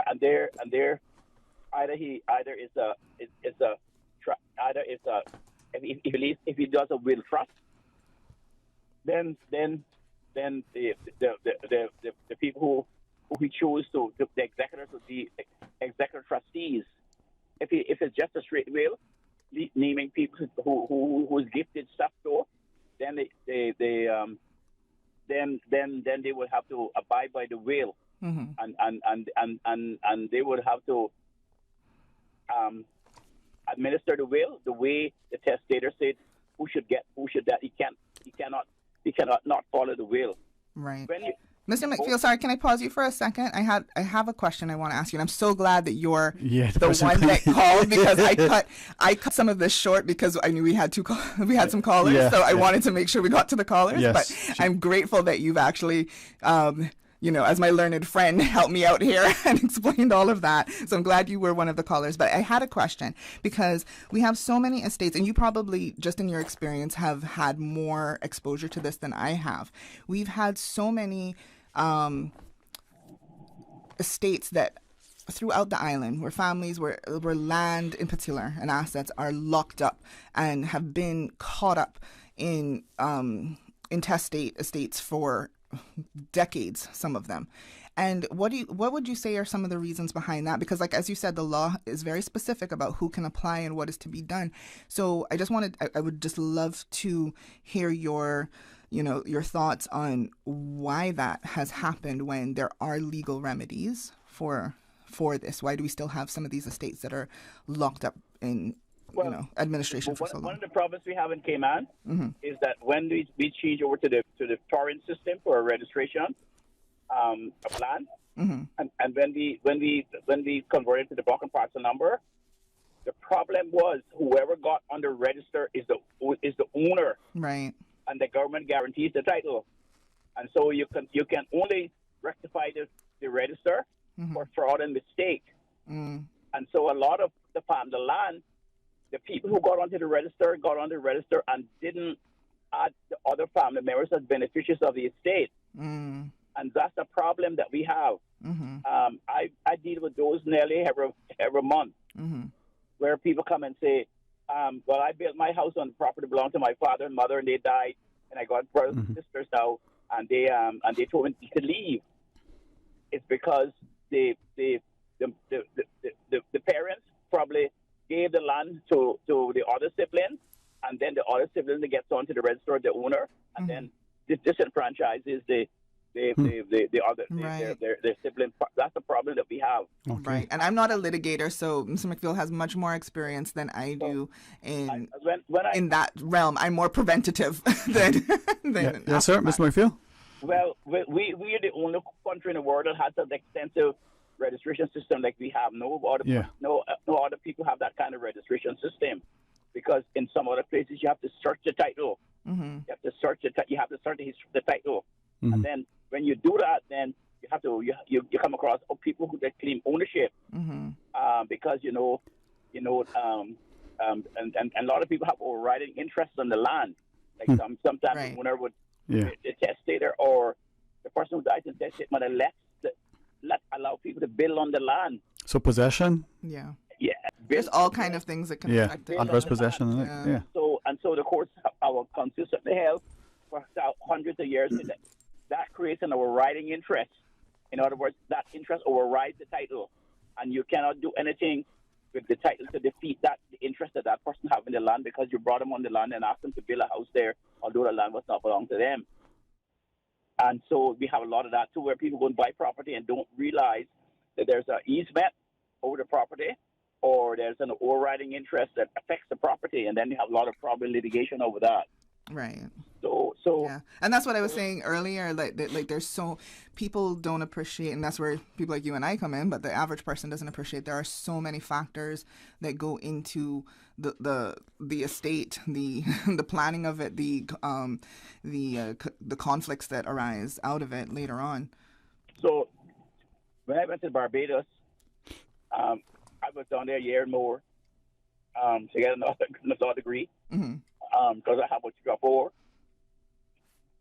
Because all this stuff happened to me when I first came back. They have a different land system. Right. They have a chattel land system. You can rent places to put on your property. You can rent a property to put your house on, and you can move it. Interesting. It's not attached to the land. You can move it because it's on a rental property. We don't have that here. No. Things attached onto the land belong to the landlord. Yeah. And so forth. And I wrote a thesis. For my thesis, I wrote a paper called "The Concept of the Land in the Cayman Islands and Barbados." I don't know if you can get hold of it. I would love to read that. A lot of lawyers here were using that when they have found the land dispute that arose out of the cadastral survey problem, because the cadastral survey didn't solve all our problems. Mm-hmm. You see, all the cadastral did was make sure that you had solid, good title, because when the banks were coming here and lending money, they would not lend money when you say your title was battened and bounding Mr. Dwayne Ebanks in the north by 400 feet and battened by Mr. Benson to Johnson by 400 feet on the south. They would not take that as a solid title. You had to have good title that they to the land so that they could apply the mortgage to, and that if anything happened, there's a breach in the mortgage that they could retrieve. And so that caused a lot of disenfranchisement from other landowners. Even my own family, we've had things like that. Right. Yeah, and I mean, even still, I've come across a few provisional land titles. So you have the absolute and you have the provisional. And there's still one or two that need to still be sounded up and made solid. That. We have property that belongs to people privately, and it's in the name of the crown. Because when the time came for people to put in a claim for their land, they did not understand that they had to do that, or they neglected to do that, and then when the time comes for that land to be transferred to the register, the crown transferred it into their name. A lot of private land is owned by the crown that the crown didn't own, because Cayman is not a conquered territory like some other places where you conquer the land all goes to the crown. Cayman is a settle colony. People settle here and obtain their title by settlement, and that makes us different from other territories. But anyway, all of this is things I learned in first year. Thank you. Those are very interesting points. Thank you. Like, I've come to educate and got educated, so that's awesome. Mr. I feel every day this. I think this is why we love, admire, respect you even more, man. You share your knowledge so willingly and from such a... Well, that's what knowledge is for. Mm-hmm. Knowledge is shared with other people and to make them knowledgeable. Yep. So that's why a lot of our people, I see them blogging and sending notices to each other on the phone, but they don't do anything because they don't have the knowledge of what's wrong. Some people speak to hear themselves talk. What's wrong here is we going back to neocolonialism. We accepted, we got rid of slavery, accepted our freedom, but when we become economic slaves and mental slaves to other things, that we refuse to free our minds, as Bob Marley, as Marcus Garvey said that Bob Marley took up and made a song about it. Yep. That we refuse to free our minds, and so we are economic slaves now, and social slaves and historical slaves. Although we don't have the chains around our feet and our necks and stuff, now we have it in our head. And that's the problem that we face in Cayman. And because people lack the knowledge, and they seem not to want to know the knowledge. All people think in Cayman, most people, not all, a lot of young people Cayman, all they thinking what is a cell phone, a car, and sex and alcohol. That's all they think about. They do not think about getting a degree, going to university, getting because bachelor's is no good enough. You have to start from master's, PhD, and postgraduate work to be able to function in the world today. And they don't understand that yet. Yeah. And by the time they understand that, we'll be overrun and they'll be extinct. Because I had a talk with a gentleman this morning in the supermarket, and I went there to buy some juices, and he was talking to me. I said, "What future? Cayman has no future. If the future I see by the people that I see every day, it doesn't leave you with a lot of hope that they're going to rise up, because you simply just can't rise up and free yourself. You have to get knowledge. Just let me leave you with this. Yes, sir. Sometimes I go to the university college and I just sit out there and watch. And I would say 80% of the people coming to the college are expatriate people who come here, or their children who didn't have a chance to get a good education and stuff. And we have all of these scholarships to be doctors, to be lawyers, to be architects, to be anything, and we don't take them up. Can you imagine if those scholarships was in Barbados or Jamaica, how many people would be there? It would be, for every scholarship would be 100,000 people applying. it doesn't leave me with a good chase that we are going to survive this ordeal that we're in. Mm-hmm.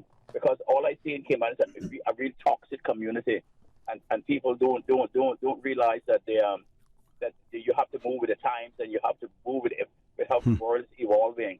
Yeah. And that's why I tell I educate my children abroad and tell them to go where the cutting edge is, whether it's in science or medicine or architecture or whatever. Go there. Yeah. To be the best. To be the best. You know, Mr. McPhee, I appreciate you leading up with us, but you inspire me to say something, and if it's misplaced or if people think it's too cutting, you know, they can call and they can guide me. But what if in what you're saying that we have as a country, and in particular through government scholarships, the public funds, to provide for education, what if for some reason, consciously, very deliberately, we're not ensuring that our own people take it up for whatever the reasons, and that then creates a vacuum that is filled by others who are coming from other jurisdictions where the employment opportunities aren't as great there. We need it here. That's great. They have no employment opportunities, some of them. Mm-hmm. None. Yeah. Their father was unemployed. Their grandfather was unemployed. None of some of them come from those jurisdictions. Yep. And when they came here, it's like paradise. Mm-hmm. It's like paradise. It's like a world that I have never imagined what happened to me. Yeah. To me. It's the same like what happened to us when we were young. We went up on the ships and we were making the dollars and stuff and going to these places. That's how it is to them. I'll be honest, man. You are always so inspiring. You make me want to learn and to improve. Mr. McPhee, thank you very much, sir, for always having that energy. I pray, you know, to the God that I know that He'll give you continued health and the presence of mind and the physical strength to persevere, sir. I hope so. Yeah, man. So let it be, man. I hope so. And anything people want to know, all they do is have to ask. Yes. That's what knowledge is for. That I was grateful to have people who introduced me to knowledge and put me in the right direction and changed my lifetime. And I would like to do that to other people.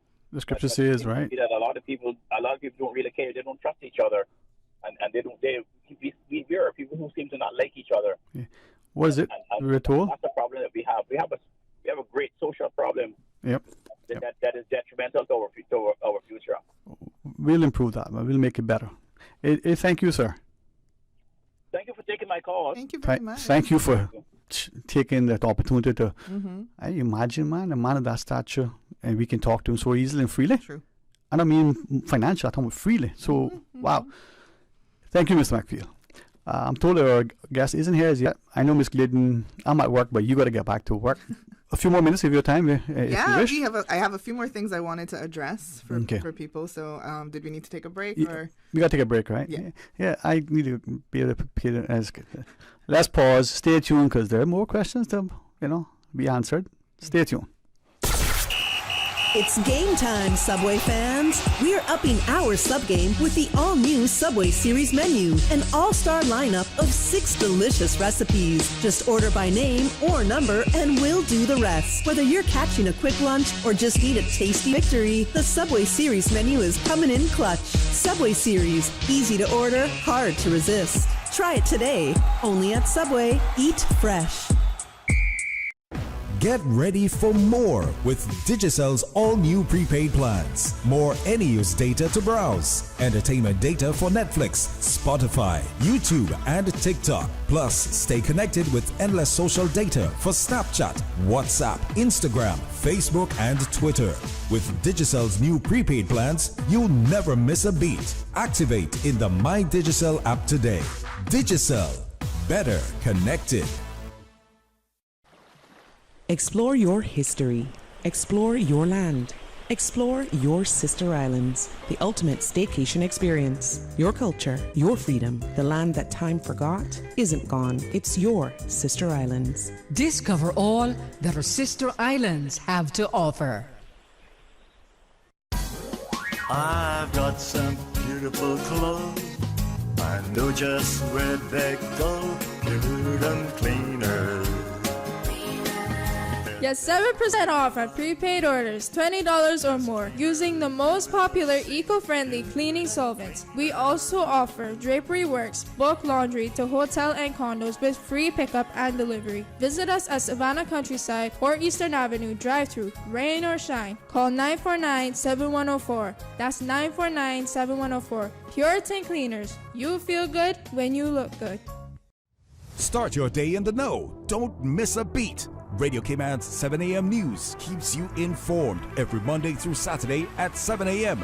Family Resource Center is offering several parenting and family programs to enrich the lives of families in the Cayman Islands, supporting them in reaching their family goals, including the Triple P Family Transitions Group. Families experiencing separation or divorce are advised to participate in this program in support of their family's well-being. To register for this or their other services, contact them at frc@gov.ky or find the links posted on their Instagram and Facebook pages.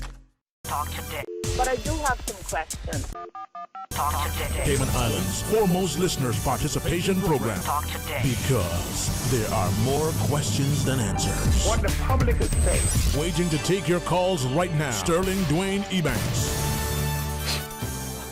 Hey, welcome back, and thanks for joining us. And thanks to Attorney Law Chanda Glidden for joining us. Really enjoyed the information. And we'll have Dr. Gent, our CMO, in a bit, but we'll take this call, conclude our discussion. Thank you so much, but let's take this call. Yeah. Hey, welcome. Thanks for calling. Hello. Hey. How are both of you? Good. Awesome. How are you? I'm fine. You have some lively callers. I love it. For that call, because since I've retired, we have done many difficult estates. But one of the things that I would like to stress on, that when an administrator, particularly an administrator, when that administrator gets a grant of letters of administration, they hang on to it. They never make the distribution. They die and leave the property unadministered. And Chandra, as you know, you have to make a second application, which is a de bonis non application.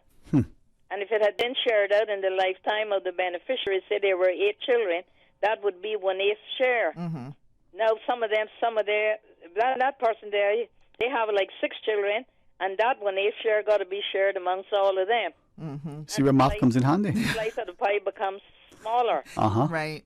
And but what I want to stress on here, there are mistakes that are happening, and they're happening even in the legal profession. When a property is registered jointly, there is the right of survivorship. I love these callers. Thank you so much, and I suspect I know who this is. But wouldn't that be if it raised as joint proprietors as opposed to proprietors in common? I know where she's going with this, and I love it. So yeah, go ahead. I want to make the point, and go ahead. Sandra will understand precisely what I'm saying. There is the right of survivorship. Therefore, you cannot make a will for joint property. Right. I've seen it happen where people have taken out, went and paid lawyers to make a will, and it turns out that the property and even the bank accounts are jointly held. Yep. And what I've discovered recently, and I have the proof for it, letters of it was probate. A grant of probate was a will was made for joint property. There's no other existing property except one parcel of land and a bank account. So therefore, the lawyer should have known, and this is what we learn in the first years of law school, that you cannot will it. And to compound the problem, the person then makes an application to the Grand Court for letters of administration, and the court gave the grant. It just goes to show that the application was not examined properly because there was disclosure.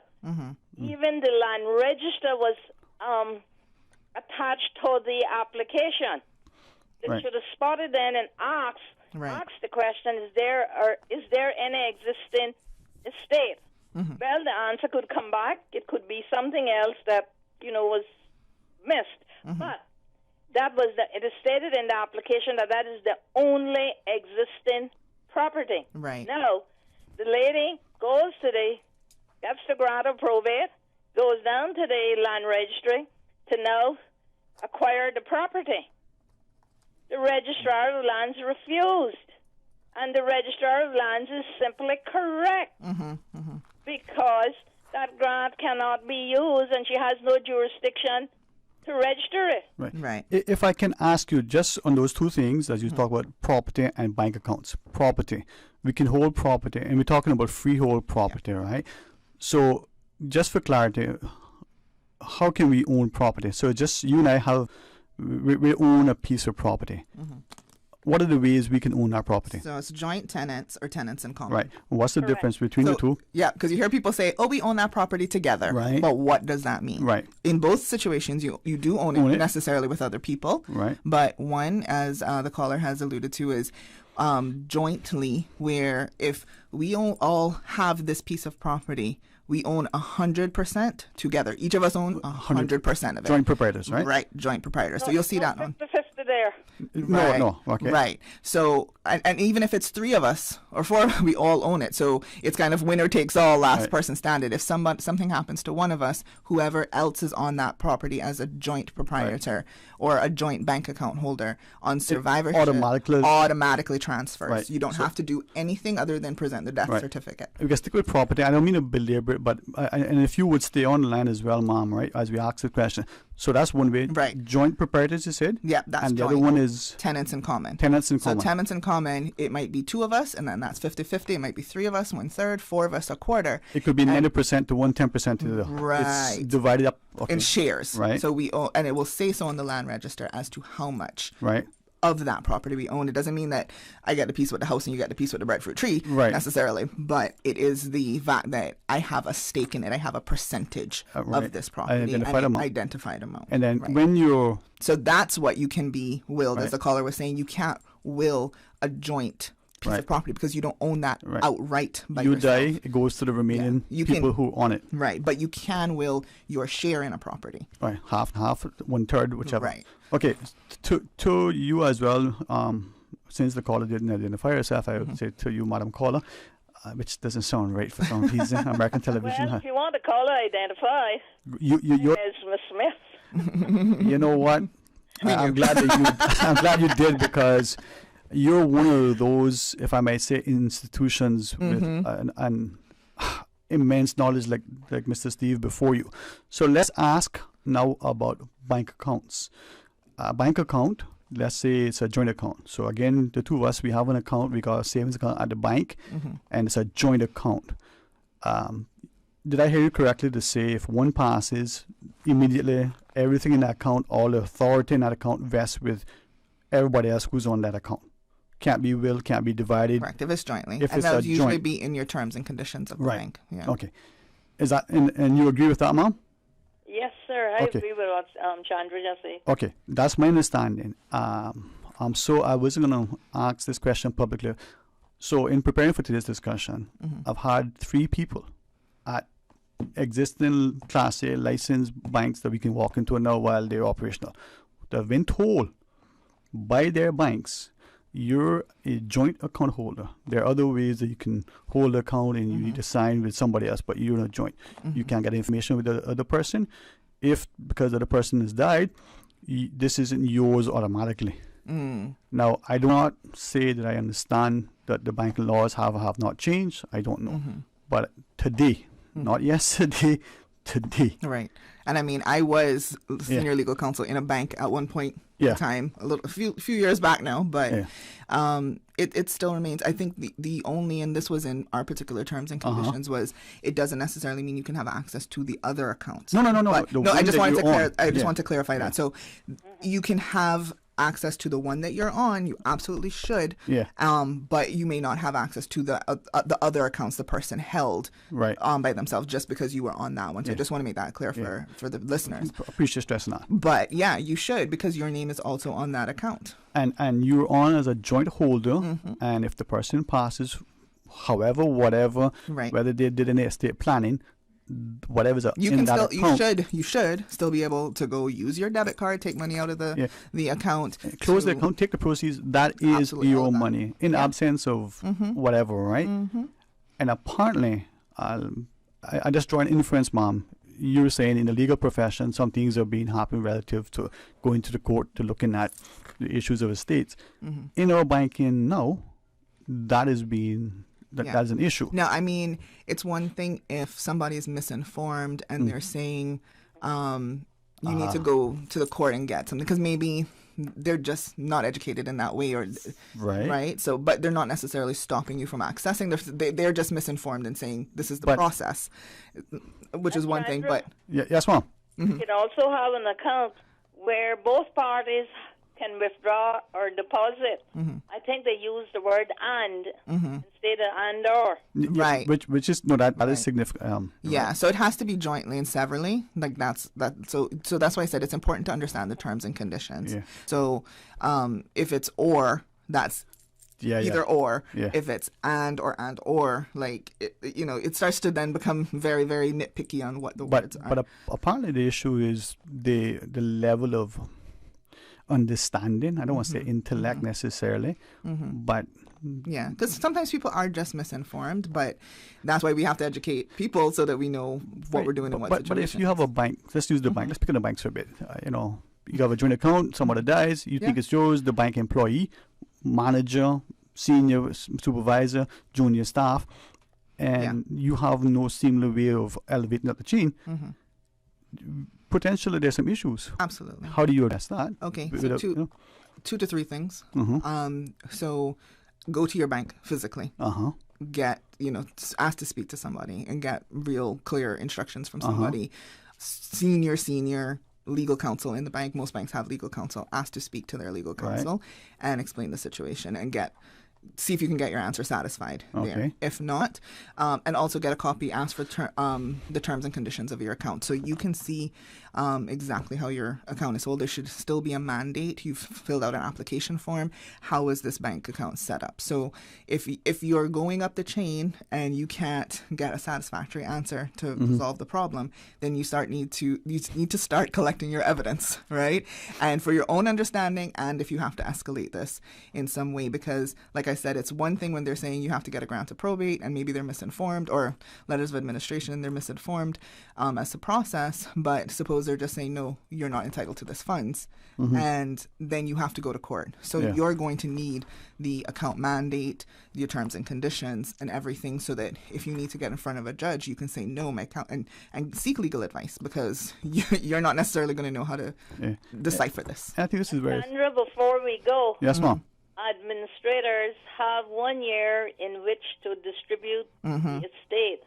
Some of them hold on to it for years. And this was what I was getting at earlier with Mr. McField. And I mean, he gave a different... They must file their answer. But like you said, some people, they don't do the job and then they pass, and then all kind of other things, other challenges arise, or the beneficiaries pass, and then, it becomes a big issue. So and the beneficiaries don't leave a will.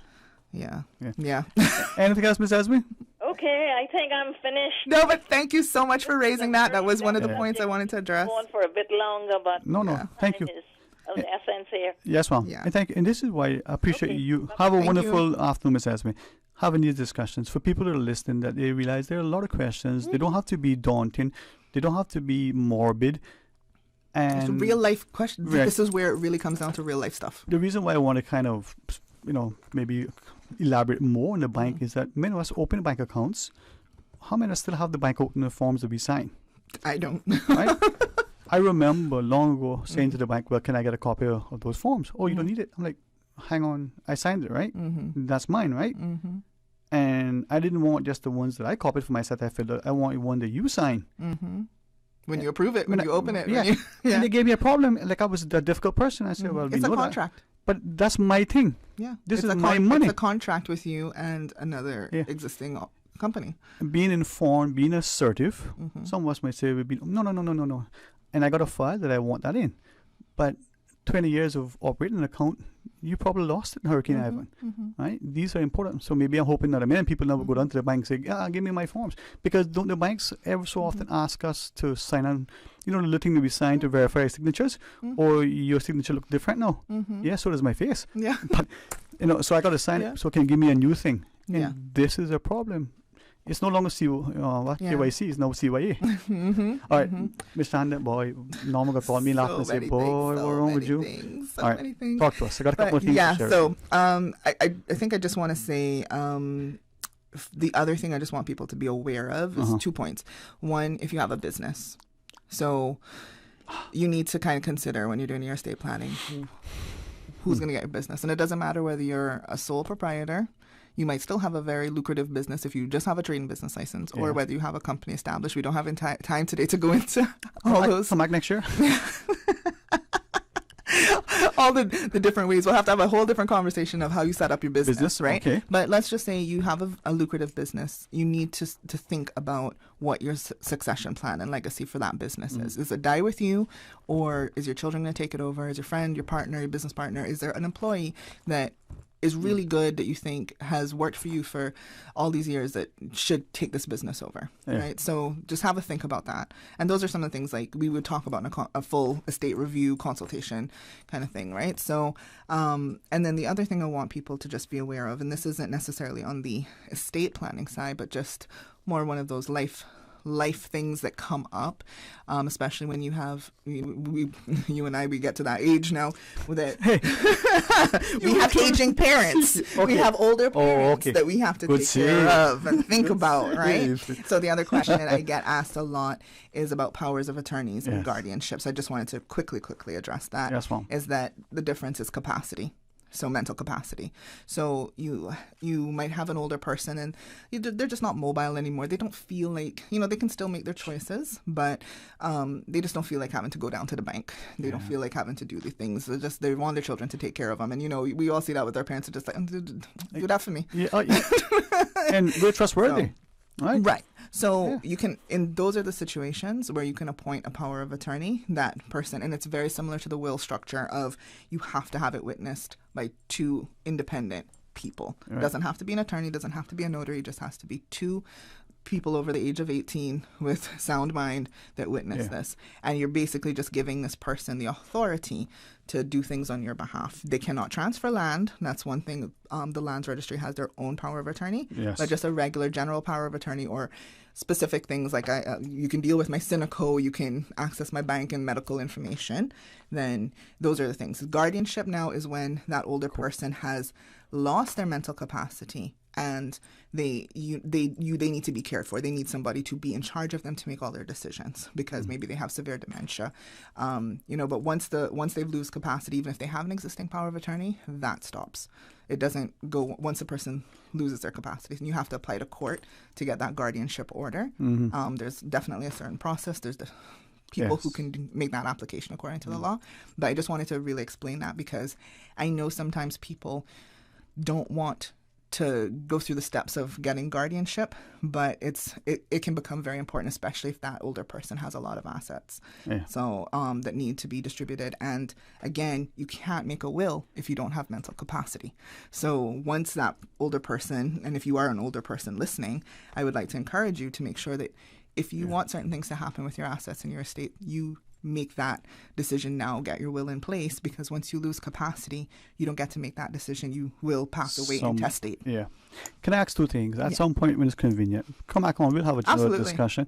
Secondly, I know, it's not your nature, but I know you have some workshops coming up.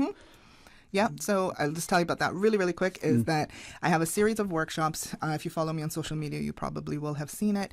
You can go to chandaglidden.com. I have a few different business ventures, but scroll down till you see the law firm one. It'll take you through. That's the easiest way to find it.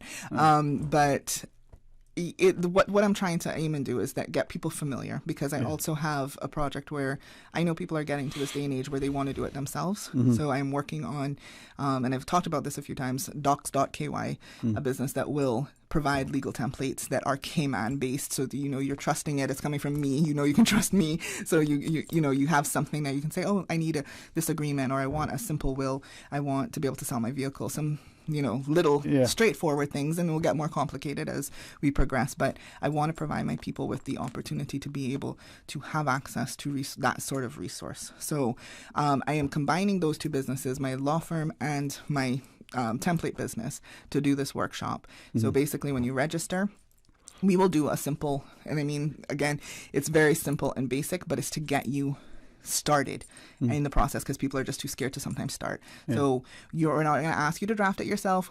You're going to send the information, you're going to fill out the registration form, and we are going to draft it for you, send it to you in email, and then we're going to jump on a Zoom call, and you have to ask questions. You can ask your questions on the form too, and I'll address it just in case you can't make it. We'll send you the workshop, whichever one you subscribe to. We'll send you the recording just in case you can't make it. But I want you to walk away with the will in hand. The only thing you have to do is sign it, and we'll give you the sign instructions to make sure you sign it and it's valid. So that's the only thing you're responsible for after you sign up.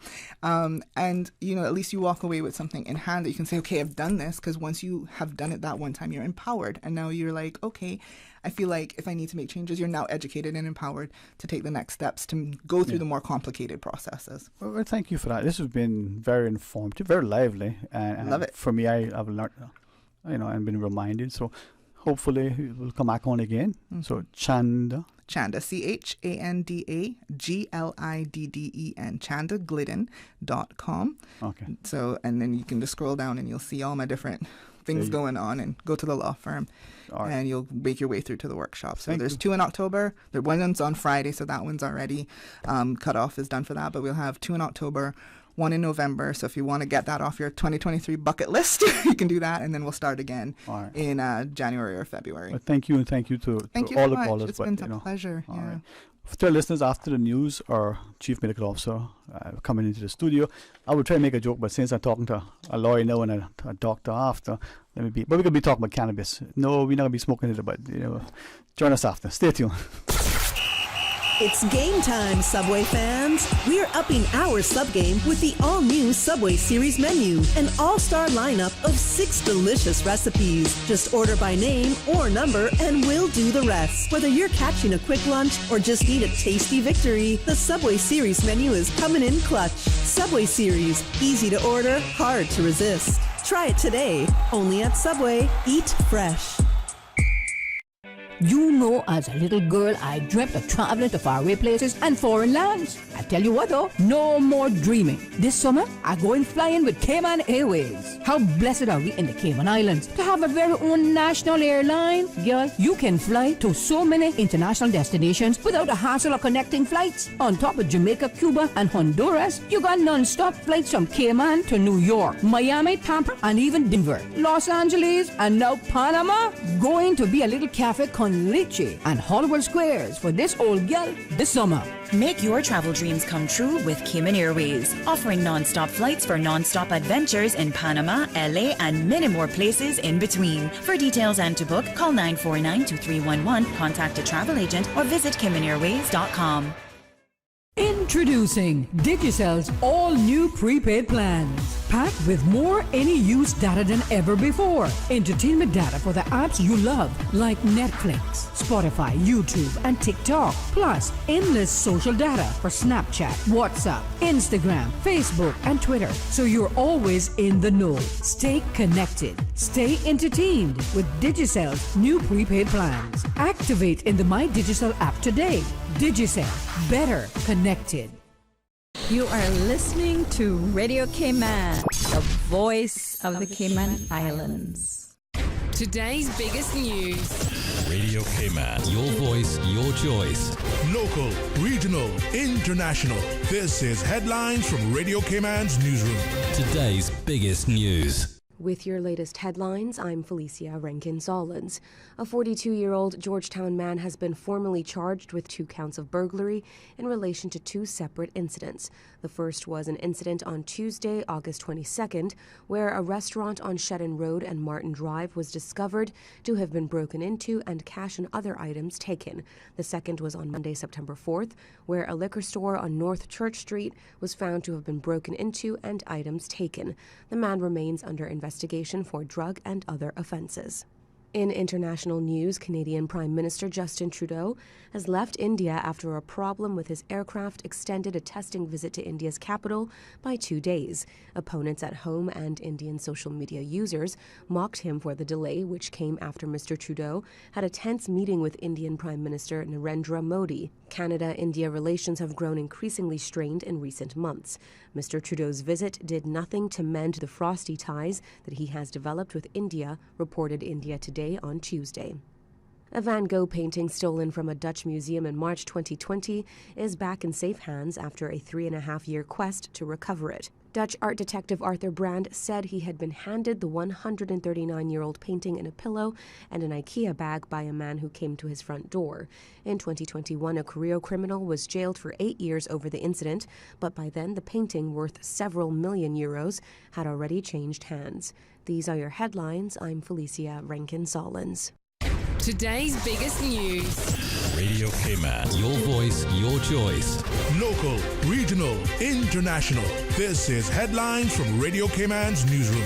Today's biggest news. Did you know that in an event of a hurricane, water designated for the purposes of drinking, cooking, and bathing must be disinfected before use? Water may be disinfected by boiling or through the use of chlorine bleach. To disinfect through boiling, simply leave the water on the fire 1 minute after it begins to boil. To disinfect with bleach, add 3 ounces of chlorine bleach to every 1,000 gallons of water. If you're not able to smell the bleach in the water after 30 minutes, then add half of the amount of bleach that was added during the initial application. Recheck the water after 15 minutes to ensure there is residual bleach smell. A residual bleach smell is an indicator that the water has been properly disinfected. For more hurricane food safety tips, visit the DEH website, www.gov.ky/DEH. Ready for more fun, more data, and endless connections?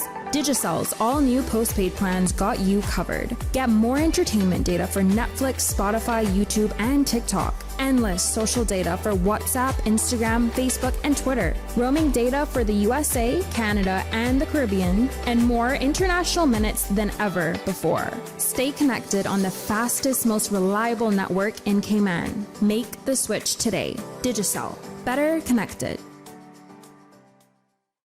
You know, as a little girl, I dreamt of traveling to faraway places and foreign lands. I tell you what though, no more dreaming. This summer, I going flying with Cayman Airways. How blessed are we in the Cayman Islands to have a very own national airline. Girl, you can fly to so many international destinations without the hassle of connecting flights. On top of Jamaica, Cuba, and Honduras, you got non-stop flights from Cayman to New York, Miami, Tampa, and even Denver, Los Angeles, and now Panama. Going to be a little cafe con leche and Hollywood Squares for this old girl this summer.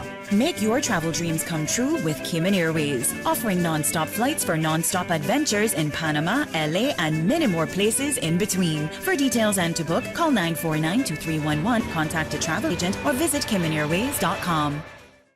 Freedom, Cayman Rack. Freedom, Little Cayman. Soft breezes, blue waters, no traffic. Unwind and rejuvenate your mind, body, and soul. Sister Island Staycation, a taste of freedom. Discover all that our sister islands have to offer. The offices of dermatologist Dr. Wayne Porter will be taking appointments from September 11th to the 16th at his Crew Road Clinic.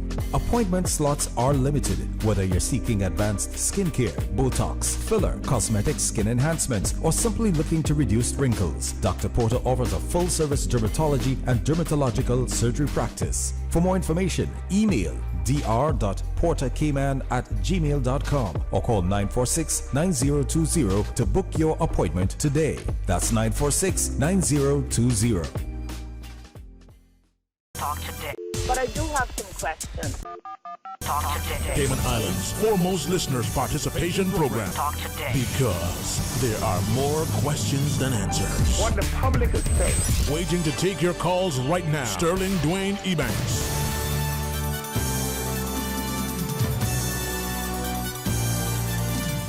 Hey, welcome back. And for those of you going, had a lawyer, now he has a doctor. This sounds like a joke. No. Dr. Nick Jenner, CMO. You could probably make us, a wonderful tale we could talk about. The doctor and lawyer goes, hey, all we need is a priest. What do you think? I'll have to work on that one. I mean, can you imagine? We're talking about wills and now we're going to be talking about things. But as I was saying to Ms. Glynn earlier, learning and sharing that knowledge is crucial. And sometimes we're inadvertent, we're ill-informed, sometimes we're inattentive, and we don't know how that can translate into being not just ineffective, but actually very, very harmful at times in our endeavors, just because we weren't sufficiently in tune with what's transpiring. So yeah, I mean, one of the things you might want to consider for the future is that the law in Cayman relating to attorneyship for affairs, advanced directives, and so on, for when people are getting older or losing capacity, is incredibly important. Yep. And certainly from my practice back in the UK, always been encouraging people to make sure they get their affairs in order with their lawyers.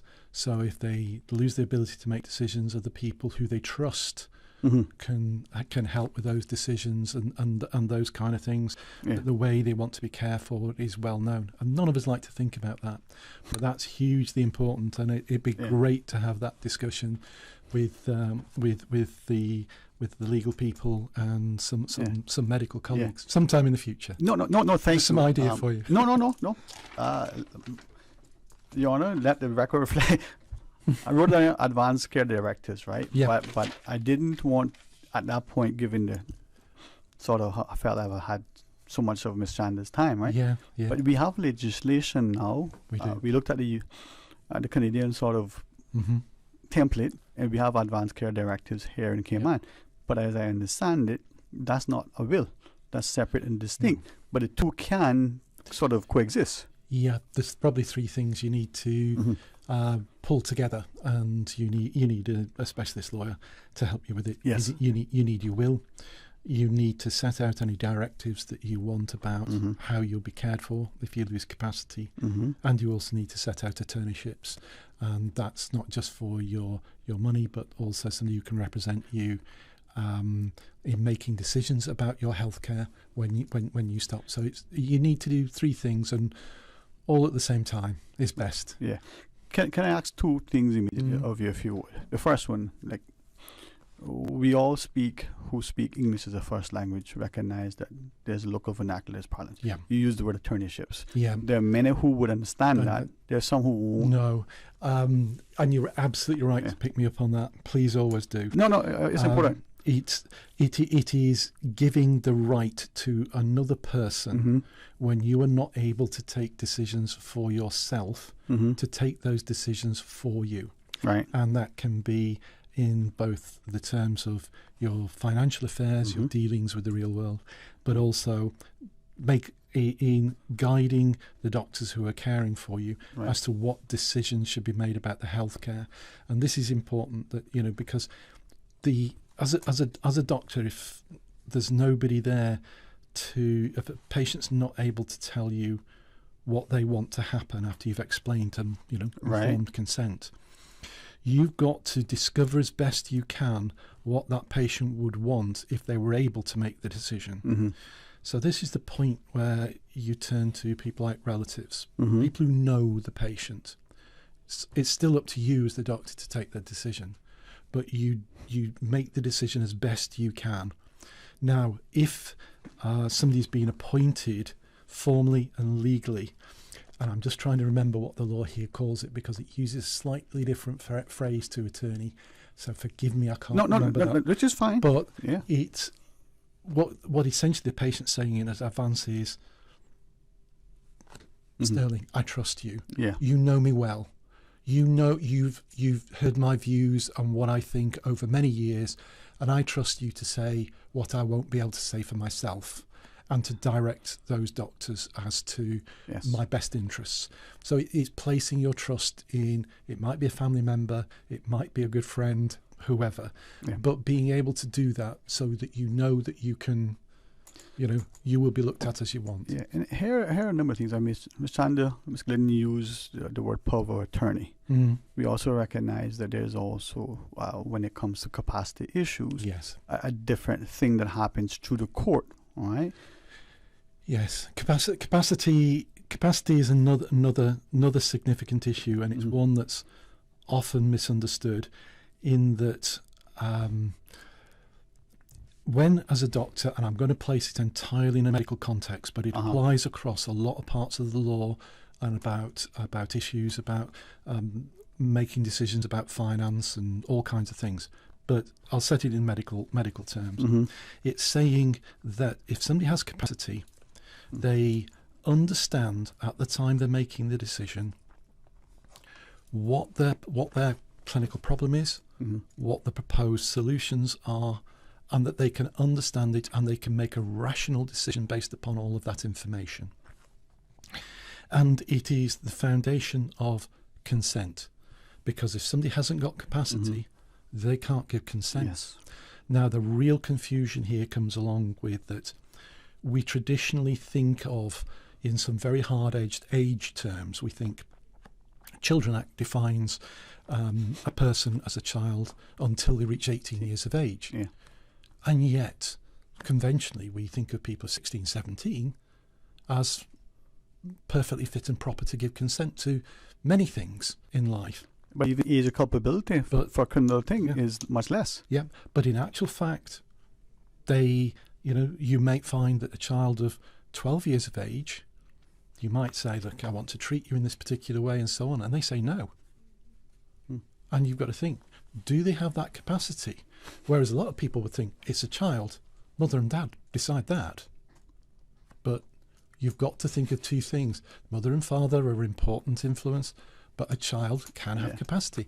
And when you get older, when people may start to fail mentally, they may start to lose capacity again. Yeah. Capacity, people can lose capacity on a temporary basis. It's not, oh, they've lost capacity, that's it for life. Yeah. Everything is a decision at the time. Does this person have capacity? And getting into that hard way of thinking of, I need to get consent. Does this person have capacity? If they don't have capacity, how is a decision made? And that's where you start to get into all these issues about the rights of parents, attorneys, everything else. And it's very, very complex. And the second thing I want to ask at some point, because I'm asking it for two reasons primarily. I want us as a society to pick up on what Mr. Steve Macfield referenced earlier. Let's continue to learn, let's acquire knowledge with the view of not just being more and better informed, but being able to share knowledge. Yes. You're, according to your job title, or Chief Medical Officer, medical professional, but you're more than that, and you have some other qualifications. Just briefly, and I have a particular reason. If you don't mind, I'm sure this was just because you kept your conversation with No. Actually, there's a reason, and okay. But, yeah, I mean, I do speak about these subjects from a slightly different angle. In that, yes, although I don't practice right. law here, and was never an advocate in the UK. I have a number of legal qualifications, and I used to do legal consultancy work primarily for the European Commission around areas such as reforming the constitutions of countries that were coming up to membership of the European Union, particularly stuff around human rights and fundamental freedoms. And the like, but I've not done much legal consultancy in a little while. No, and thank you for that. And the reason why I see and sense the humility, but we are, for some reason, many of us, the minute someone gives us a compliment or public acknowledges, there are many of us who I think kind of I don't want to talk about, but we all have friends who either have a law or a medical degree, a medical degree with an MBA. And what I'm saying publicly is that whatever the degree, Mr. Steve said earlier, listen, your bachelor's is great, but get your master's, get your postgraduate, get your professional qualifications. And I have a cousin, so proud of her.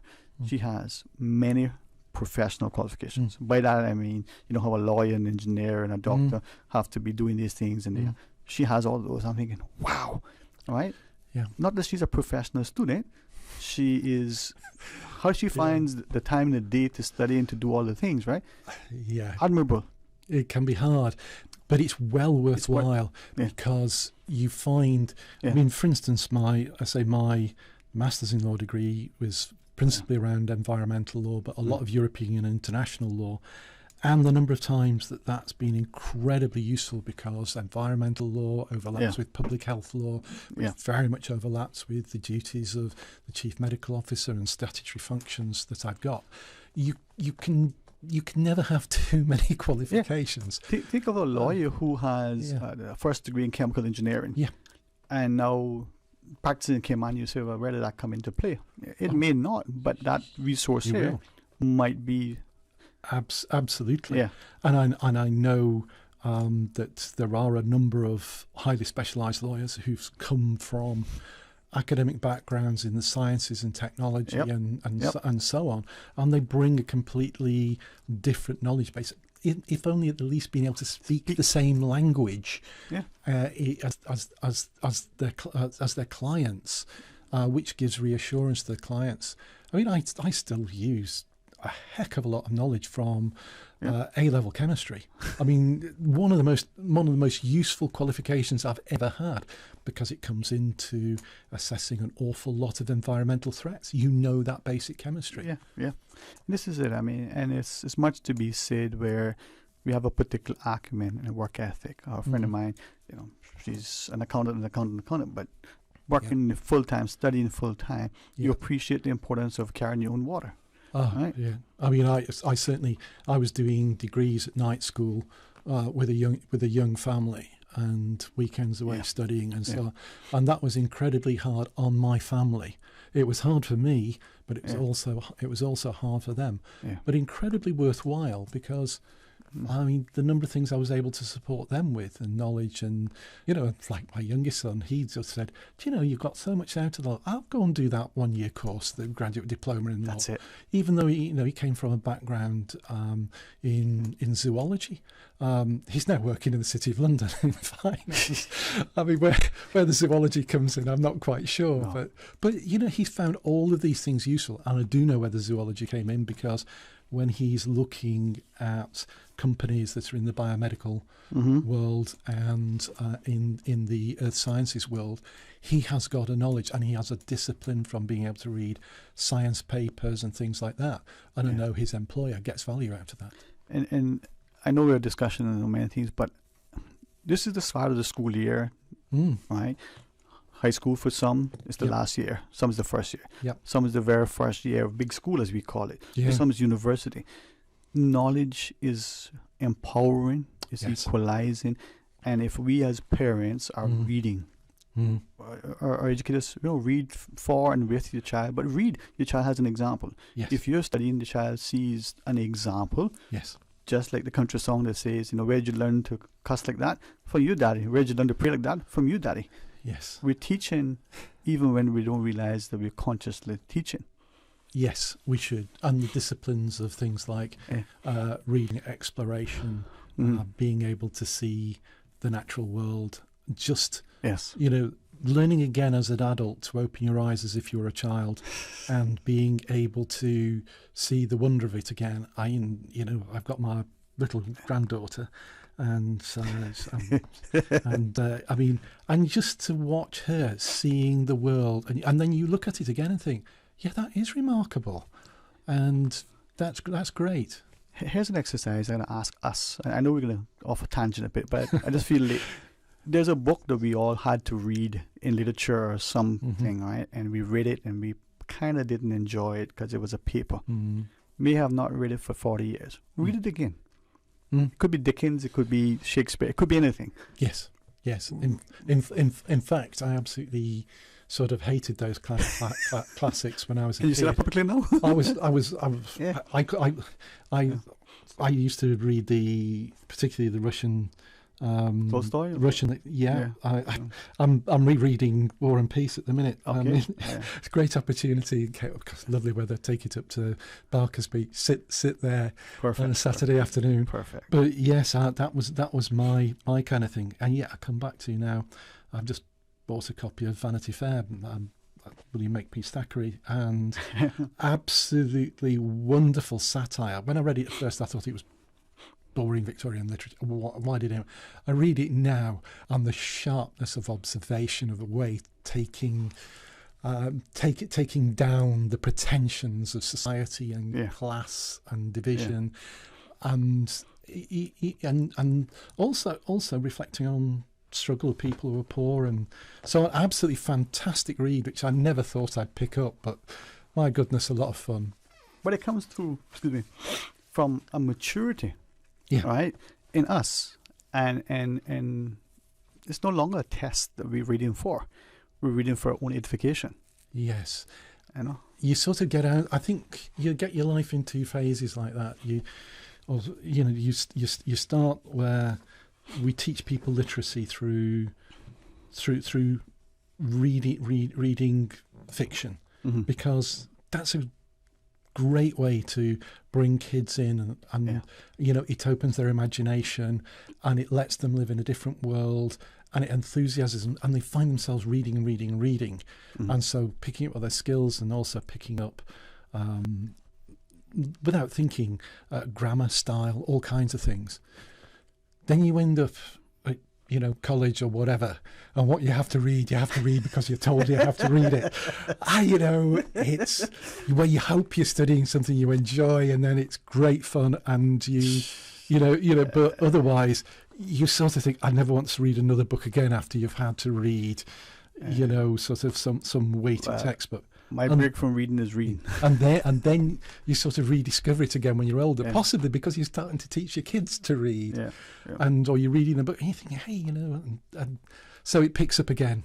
But it's a great thing to have. Well, I appreciate your love to share that with you, because I think too many of us don't recognize the immediate value of knowledge, of learning, of education, of being deliberately conscious, and anyway, I'll say something that some people might be offended by, but we have to learn, man. We have to teach each other. We have to share what we have, from that recipe to the way your father would hold, the saw when he was making a cut. Right? Those things will pass if we don't pass it on.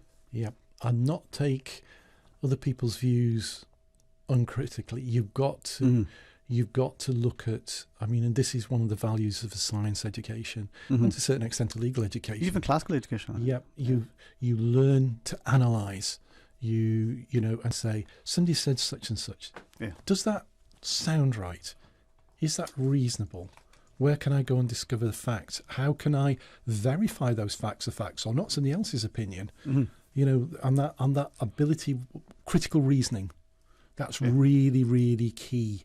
And too many cases, I think, and the internet offers apparently too much easy information.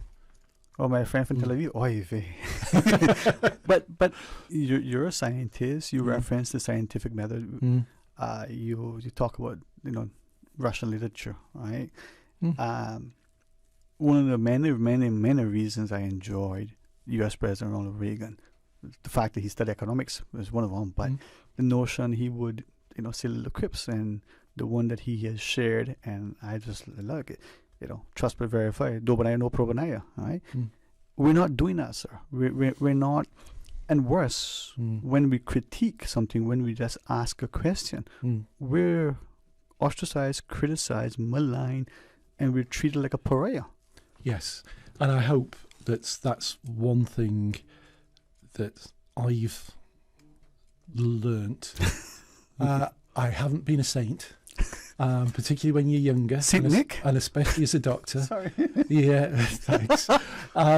You tend to start your career with a little bit more arrogance, and you've had your head stuffed with all this knowledge, and you think you're right. But one of my best mentors said to me, Nick, what you've got to hope for is you gain enough knowledge and enough critical reasoning to suddenly understand one day how truly ignorant you are of medicine. And so don't put other people's views down. If people ask you a question, it's an honest question. Answer it to the best of your ability. And if you find you can't answer it, it's exposed a hole in your knowledge that you must go and fill. Yeah. And this is where I every day look at my parents and go, wow, they're absolutely wise. We had, in my mind, right, I'm sure this is very evident in our household, very simple, very few rules. We were encouraged to discuss, some would say argue, and we could question our parents on things. There were just two rules. One, you had to be able to do so in a respectful, responsible tone. Yeah. So if you can't speak without cussing and shouting, then something really wrong with your expression, right? Yeah. But you can be very impassioned, right? Yes. But the use of expletives is unnecessary. No. And secondly, you need to understand that your opinion isn't the only opinion. It may be correct, probably isn't, but it isn't absolute, and it is not the only opinion. So respect the opinion of everybody else. If you can't listen, if you can, in those two things, and that allowed me to enjoy my studies. It frustrated my teachers, I believe, though, because, well, why is that? Yeah. And then my sisters being so, they're incredibly intelligent. They made it easier for me to school. Yeah. I had resources. I had an encyclopedia. I had stuff I could ask them. And I would go in and say, but it said it here, but it said it here, so which is right? Man and Mr. Barlow, Miss Bromfield, they loved that. They encouraged my love for knowledge. Yeah, absolutely. Yeah.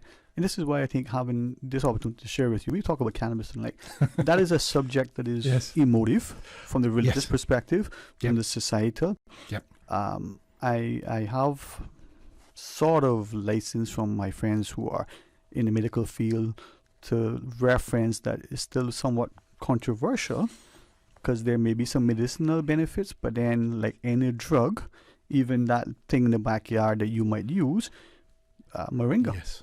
Could it be harmful if you don't use it properly or use it too often? Or all sorts of issues, right? Yep, there are. The world is becoming clearer. Okay. And I think, try not to make this a lecture. No, make it a lecture, sir. It's no test. We're just learning. Let's just take ganja, cannabis as we know it. We know it as a plant substance, the cannabis sativa plant, and it contains a lot of interesting chemicals. A lot of plants contain a lot of interesting, potentially medicinal chemicals. It's a fantastic area of research.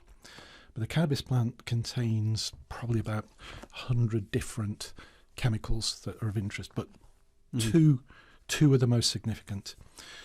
One of them is the cannabidiol products, better known as CBD. Okay. And the other are the tetrahydrocannabidiol products, THC? better known as THC. Okay. Now, the THC components are the ones that make people high. Okay. They're psychoactive. Okay. The CBD ones don't have any psychoactive effects. Now, the medical literature is quite clear on the potential harm of the THCs, but also there's very good emergent literature on the clinical benefits of the CBDs. And of the CBDs, we've got very clear quality evidence that shows that they can be very effective, not as a first-line drug, but probably a second or third-line medicine, especially in children for epilepsy. So where traditional medicines fail, adding in CBD, especially in children, can be very effective. Also, there's a documented utility in multiple sclerosis as an adjuvant for managing chronic pain and some types of inflammatory bowel disease. And it has utility also in certain aspects of palliative care. But this is the component of the plant that has no psychoactive effects. You don't get high from this. But that's where, when people have used plant-based cannabis and described effects, we've got it narrowed down to the CBD element that's doing that. The problem with using cannabis or cannabis resins and the like is you get this THC component. And we have to be frank here, people who are using cannabis in that way, they're very often using it because they want the high that comes with it. Okay. Now, the problem with that is that we know that when cannabis is used, and it's got especially when it's got relatively high concentrations of THC in it, that it can have very significant effects where there are mental health problems, and in particular, it can promote psychotic episodes, especially in people who are younger. So adolescents and into the early 20s, up to about 25, 26, we've got good documentary evidence that it is not good to be exposed to THC products or cannabis or cannabis resin because of the even THC. the CBD as well. The CBD component is something that goes along for the ride when people are smoking cannabis and so on. Okay. It might be that somebody has been using cannabis because it's an accessible form of CBD for their multiple sclerosis or whatever. But the THC bit is something that people either enjoy or not, but can promote psychotic problems. The CBD component, which we can supply medically as an isolated component and as a medicine, is what is actually proving the clinical benefit that's there. The other thing that people should be aware of about cannabis use, so I'm talking about, for instance, smoking cannabis or using cannabis resin, is that it is associated with higher rates of accidents with motor vehicles and, by inference, operating heavy machinery. Okay. So cannabis use in an occupational workplace where there is a health and safety issue is not a good idea. Is that any different from consuming alcohol? In some ways, it's exactly the same as alcohol. You're talking about a drug which impairs ability. Okay. So we'd put them in exactly in the same category. Certain medicines used for, say, treating depression or anxiety, they all go together. If the prescription says may cause drowsiness, caution when driving, whatever, they're all the same. You see, almost to a limited extent, and I want to speak to the legality, but also the social and the moral aspect. But let's say we go into the, as my friends from the UK call it, the chemists, the druggists. Yep. For us, we go down to the pharmacy, and over the counter there's a medication. You got a cough or a cold, and they give you some of the thing, and it has whatever it has in it, but we know it makes us drowsy.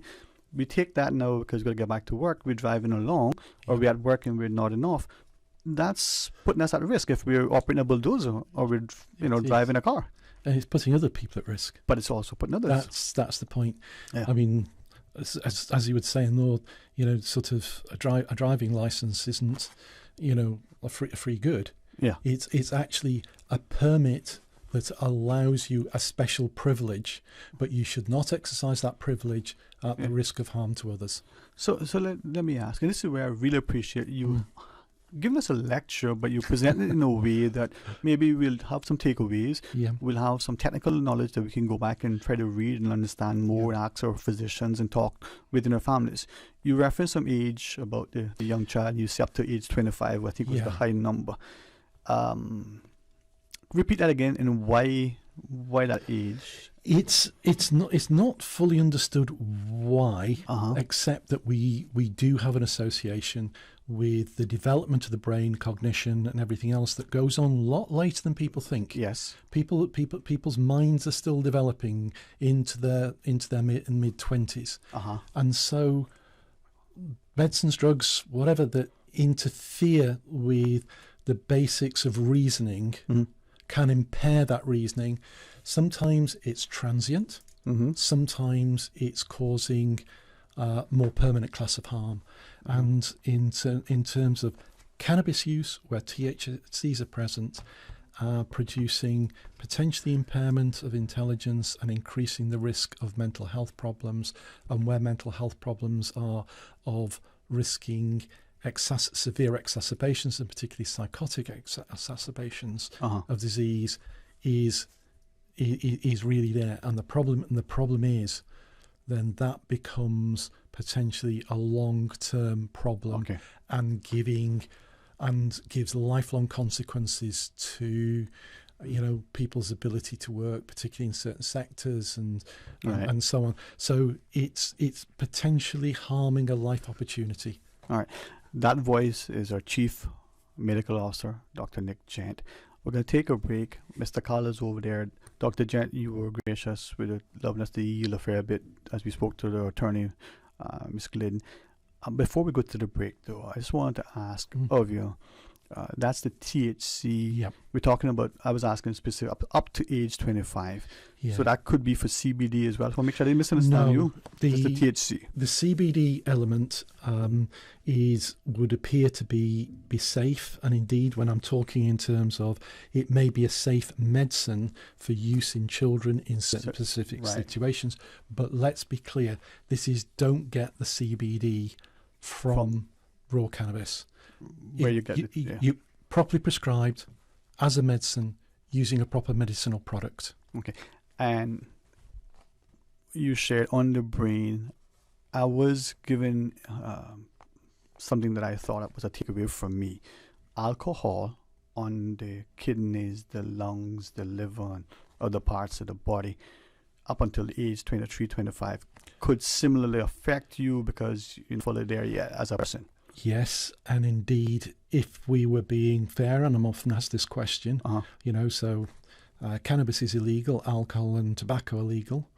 How can you balance up these risks? And let's be honest about this. If we probably started from afresh and these had never been used, and somebody said, "Hey, these look like interesting recreational things. Do you think it's safe to license any of these?" And we go, No. This is where, and I appreciate that, right? So our father at a very early age said to all of us, listen, it's legal, very legal, if you're in this state in the U.S. at 18, when it changed to 21, he reminded us. He said, but my preference and advice to you, here's a couple of things. Don't start drinking. Before smoking became an education thing, I didn't know he smoked. Like C-Man of his day, he smoked. Yes. He started a family. He said, I'm going to stop smoking. It's just a bad habit. Nothing to do with health. It just smelled nasty and it got people's eyes and whichever, and he stopped. I didn't know he smoked. All right. And he said, but don't drink until you're 25 plus. I'm not 25. I'm not even 25 times 2. He told us that very early. Advice that I think is good today. He said, if you're drinking something, water, it's a soda, juice, it doesn't matter, and you put it down, that means you're done with it. If the person you gave it to isn't 100% trustworthy, that means you're done with it. It doesn't matter what people would do within it. He said this over 4 decades ago. When I tell you that they're wise. People are still relearning that lesson, aren't they? And with very fatal consequences. Sometimes that their friends think are funny. I only want to say that let's rethink what we're doing, right? Absolutely. It's not funny as that friend when you're seeing your friend in hospital or worse. A couple more minutes with your time. Mr. Carl says, you know what, we can do it. Is that okay? You've got me for as long as you like. You know what? Let's just take this break.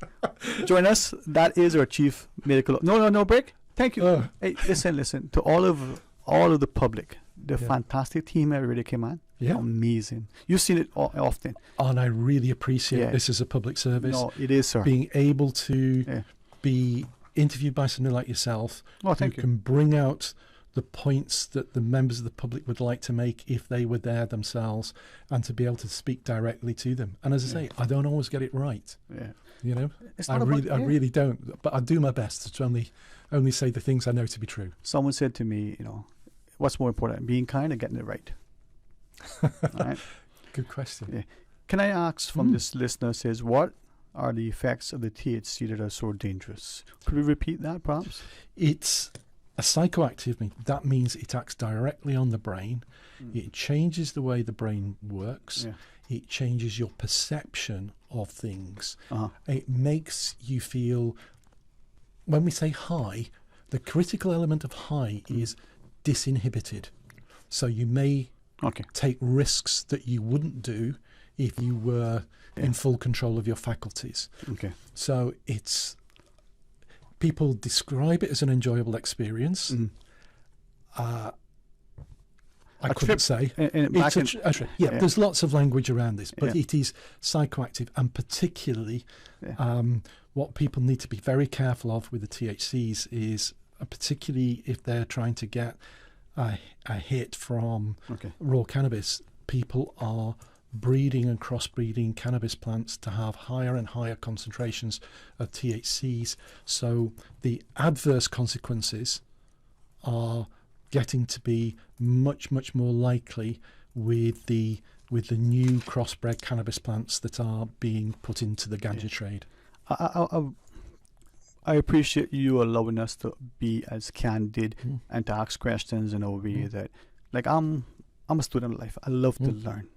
Anybody wants to teach me something that I think useful, I'm going to lap it up, and then I'm going to say, well, that'll make sense, so no more time for you, because that's foolishness. But very rarely have I found that. You making your time, I thank you for allowing us to say, he's not just a CMO and has the medical stuff, but he has these other, as he puts in, a couple of the qualifications. Such gentleness and humility, but it's important because we bring not just credibility and not just competence, but a level of experience and expertise. I should like to ask, you mentioned something just now, and I wrote down the word strains. I've heard this a number of times. Are there strains of both CBD, THC? What are strains? Why is that important? What is that? The strains I'm talking about are the strains of the plant. Much as people breed different roses for different colours, different scents, and so on. People breed different. They try to breed cannabis plants in such a way as they're promoting characteristics such as higher and higher concentrations of THCs. But when we look at the chemicals underlying it, and there's a good point that you're making, yes, sir, is that whereas the CBD component tends to be is very clear, it's a single definable chemical, really. The THC component, we see a lot of minor variations on that, and it's where on the core molecule different side chains are fastened onto it. And so when we talk about THC that gives a high, it's usually a variant of THC called delta 9 THC. And this is one of the confusions we've got with the United States here, because in the United States delta 9 THC is a controlled, but because the law there only says delta 9, you find that people sell products which contain the other variants of THCs, in particular delta 8 THC, but several of these other deltas have psychoactive components. So people have been thinking, hey, Cayman is just off the coast of America, therefore American law applies, which it doesn't. And it's legal in America to have delta 8 THC, so we can bring delta THC in, or we can sell delta 8 THC, and it's legal, and it's not. All the THCs are controlled in the Cayman Islands. And this comes back to the story of why I got, first of all, involved in the cannabinol issue here, and I found that delta 8 eatables were had been sold over the counter without prescription. Technically, they can be provided under prescription, but there's no clinical basis for doing so. And so the journey through the cannabinol started with me getting all the clinicians together and say, what do you think the law is? And they were saying, hey, well, the law is that if it's made from hemp, if it's not delta 9 THC, if it's not this, and I was saying, what you're telling me is what happens in Florida. In the Cayman Islands, cannabis is illegal, it's controlled, and the cannabis derivatives, the CBDs and the HTCs, THCs are controlled, but there is a provision in the law. If you want to go look for it, it's Section 2A of the Misuse of Drugs Act, and that says a medical practitioner can prescribe a cannabis-based product. But really, I'm saying to clinicians, look at the literature. CBD is a product that has utility in certain ways. Feel free to prescribe it in the right circumstances. Make sure, though, I would suggest, I can't force you, I would suggest, though, you use a properly manufactured product, one that would stand up to the same tests of production values as a medicine would. Yeah. If you do all of that, you're safe, and what's more, you have access to a medicine which does have a useful properties in certain ways. As you speak to our CMO, Dr. Nick Jen, there is this perception, I think, and I want to limit it to, the people I consciously went and asked in preparing for a discussion. Sort of a disclosure. Having this discussion, I had to read and kind of figure out certain things, and I'm so glad for so many who would give me some insight so I can understand. What I've found is just what you shared. A lot of us don't have any clue about what we're doing. We believe that this thing that we do elsewhere in other jurisdictions is okay because that's what we did there, or that's what is on the news. But there's this perception that ganja isn't harmful. I mean, who you see smoking a ganja get up and go, chasing the perception is Cheech and Chong. Yo, man. Right? So is ganja, and if it's to be used in a different term, is it harmful to you? Alcohol, we know, make people, can I use the word and you chastise me, make people stupid. The inhibitions are there and make some people aggressive. Yep. The perception is that ganja, you smoke it, you get sleepy and you get hungry and you chill. Don't know if that's the case always. So I'm asking a lot of things because I don't have an answer. Alcohol probably has a much more reliable profile in terms of its immediate effects, in terms of disinhibition, all these kind of things. Cannabis is a really different one because it probably has different effects on different people, and certainly because the herbal cannabis or cannabis resin may contain very, very different levels of THCs from batch to batch and so on, that you can't say that the effect of smoking ganja today and smoking ganja tomorrow from different batches is going to be exactly the same thing. And certainly where people are smoking or otherwise using cannabis products which may have high levels of THCs in them, they're taking more and more risk. They'll be pushing themselves into a territory that is not just a safe high, and I really don't like using that word, but safe enough to pushing them into sometime getting a batch of stuff which has very profound and significant effects on them. It's difficult. I do know there are cultural, religious use and things like that, and there has to be some respecting of these kind of elements as well. So it's not a clean, simple argument. But to be honest, I think avoiding cannabis use, if possible, is a good thing to recommend. I would say the same for tobacco and alcohol. Yeah, right? And of course, if they're mixing tobacco and ganja, some people do. I want you to... With resin particularly, really not good. To help me personally, because I have a desire to know things. I have told that I can have a strong view on something when I'm talking to those who want my opinion. I thought that's why, if you ask me what's your opinion, because you want my opinion. Back to my education in the early days, I love the classes that said, in your own right words, please. I'm like, oh, my words, cool. If you said to me, can you regurgitate this thing, that's a different thing, right? I love those classes. Most teachers didn't. But I said, you wanted my own words. These are my words. The reason why I'm saying that is that I want to be in a better position as a parent, as a friend, and recognizing the changes that are happening globally. Some of the very prominent people, we had former UN Secretary Generals, US Secretary of States, Prime Ministers, a lot of people championing legalization versus decriminalization. And I think there's a significant difference between the two words in itself and the potential impact that it could have because of these people making these noises.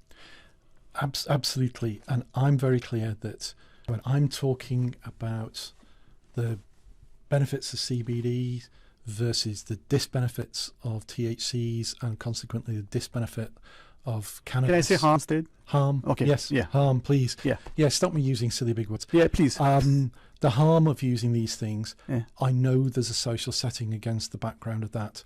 Because also, I might say, for a 15, 16-year-old who is harmed by smoking cannabis, can also equally be harmed by being caught with that cannabis and being criminalised from it. Yeah. And I would not want that child to be either criminalised or to suffer harm from use of the material. Right. And we have got to have and this is why there's got to be a proper social, political debate of getting the balance right. Yeah. And certainly try not, if we can, to criminalise people, and especially when people are of a young age. Right. And we take away future pathways from them because of that. This is why I really appreciate you allowing us this discussion, because you, with not just the position that you hold within our hierarchy, so to speak, in the civil service, your experience, expertise, and the like, but hopefully we hear it and it invite us as a public to have meaningful discussion. I recognize the time, but a few quick minutes, if I might. Thanks to Mr. Carl here and Miss Norma. We put different. I love to bake. I love baking with chocolate. It's fantastic. I love baking bread. Right? Yeah. Rosemary, and your brother friend made the other day a nice loaf with rosemary and garlic. Amazing, right? If I take chocolate and I add liqueurs, orange flavors, whether alcohol based or not, they're just amazing. The chocolate would absorb it, right? I've never tried it. I don't have an intent anytime soon to do otherwise. But people do it. They'll take, I call it ganja, it's whatever, and they're edibles in different parts of the world that you can buy. Yes. If you cook with butter, you put a lot of butter and sugar into your cookies, you get different tastes, right? I put this thing into my thing. Next thing I know, I don't know what I put in it and the impact it'll have on me. We go into schools, we go into workplaces, and we have things. I'm not trying to disparage anybody who does it. I have a particular recipe that I love for chocolate, but if I give it to you, you can say it's too much chocolate. For me, there's no such thing. I'd have to as CMO, wouldn't I? Yeah, right. And understand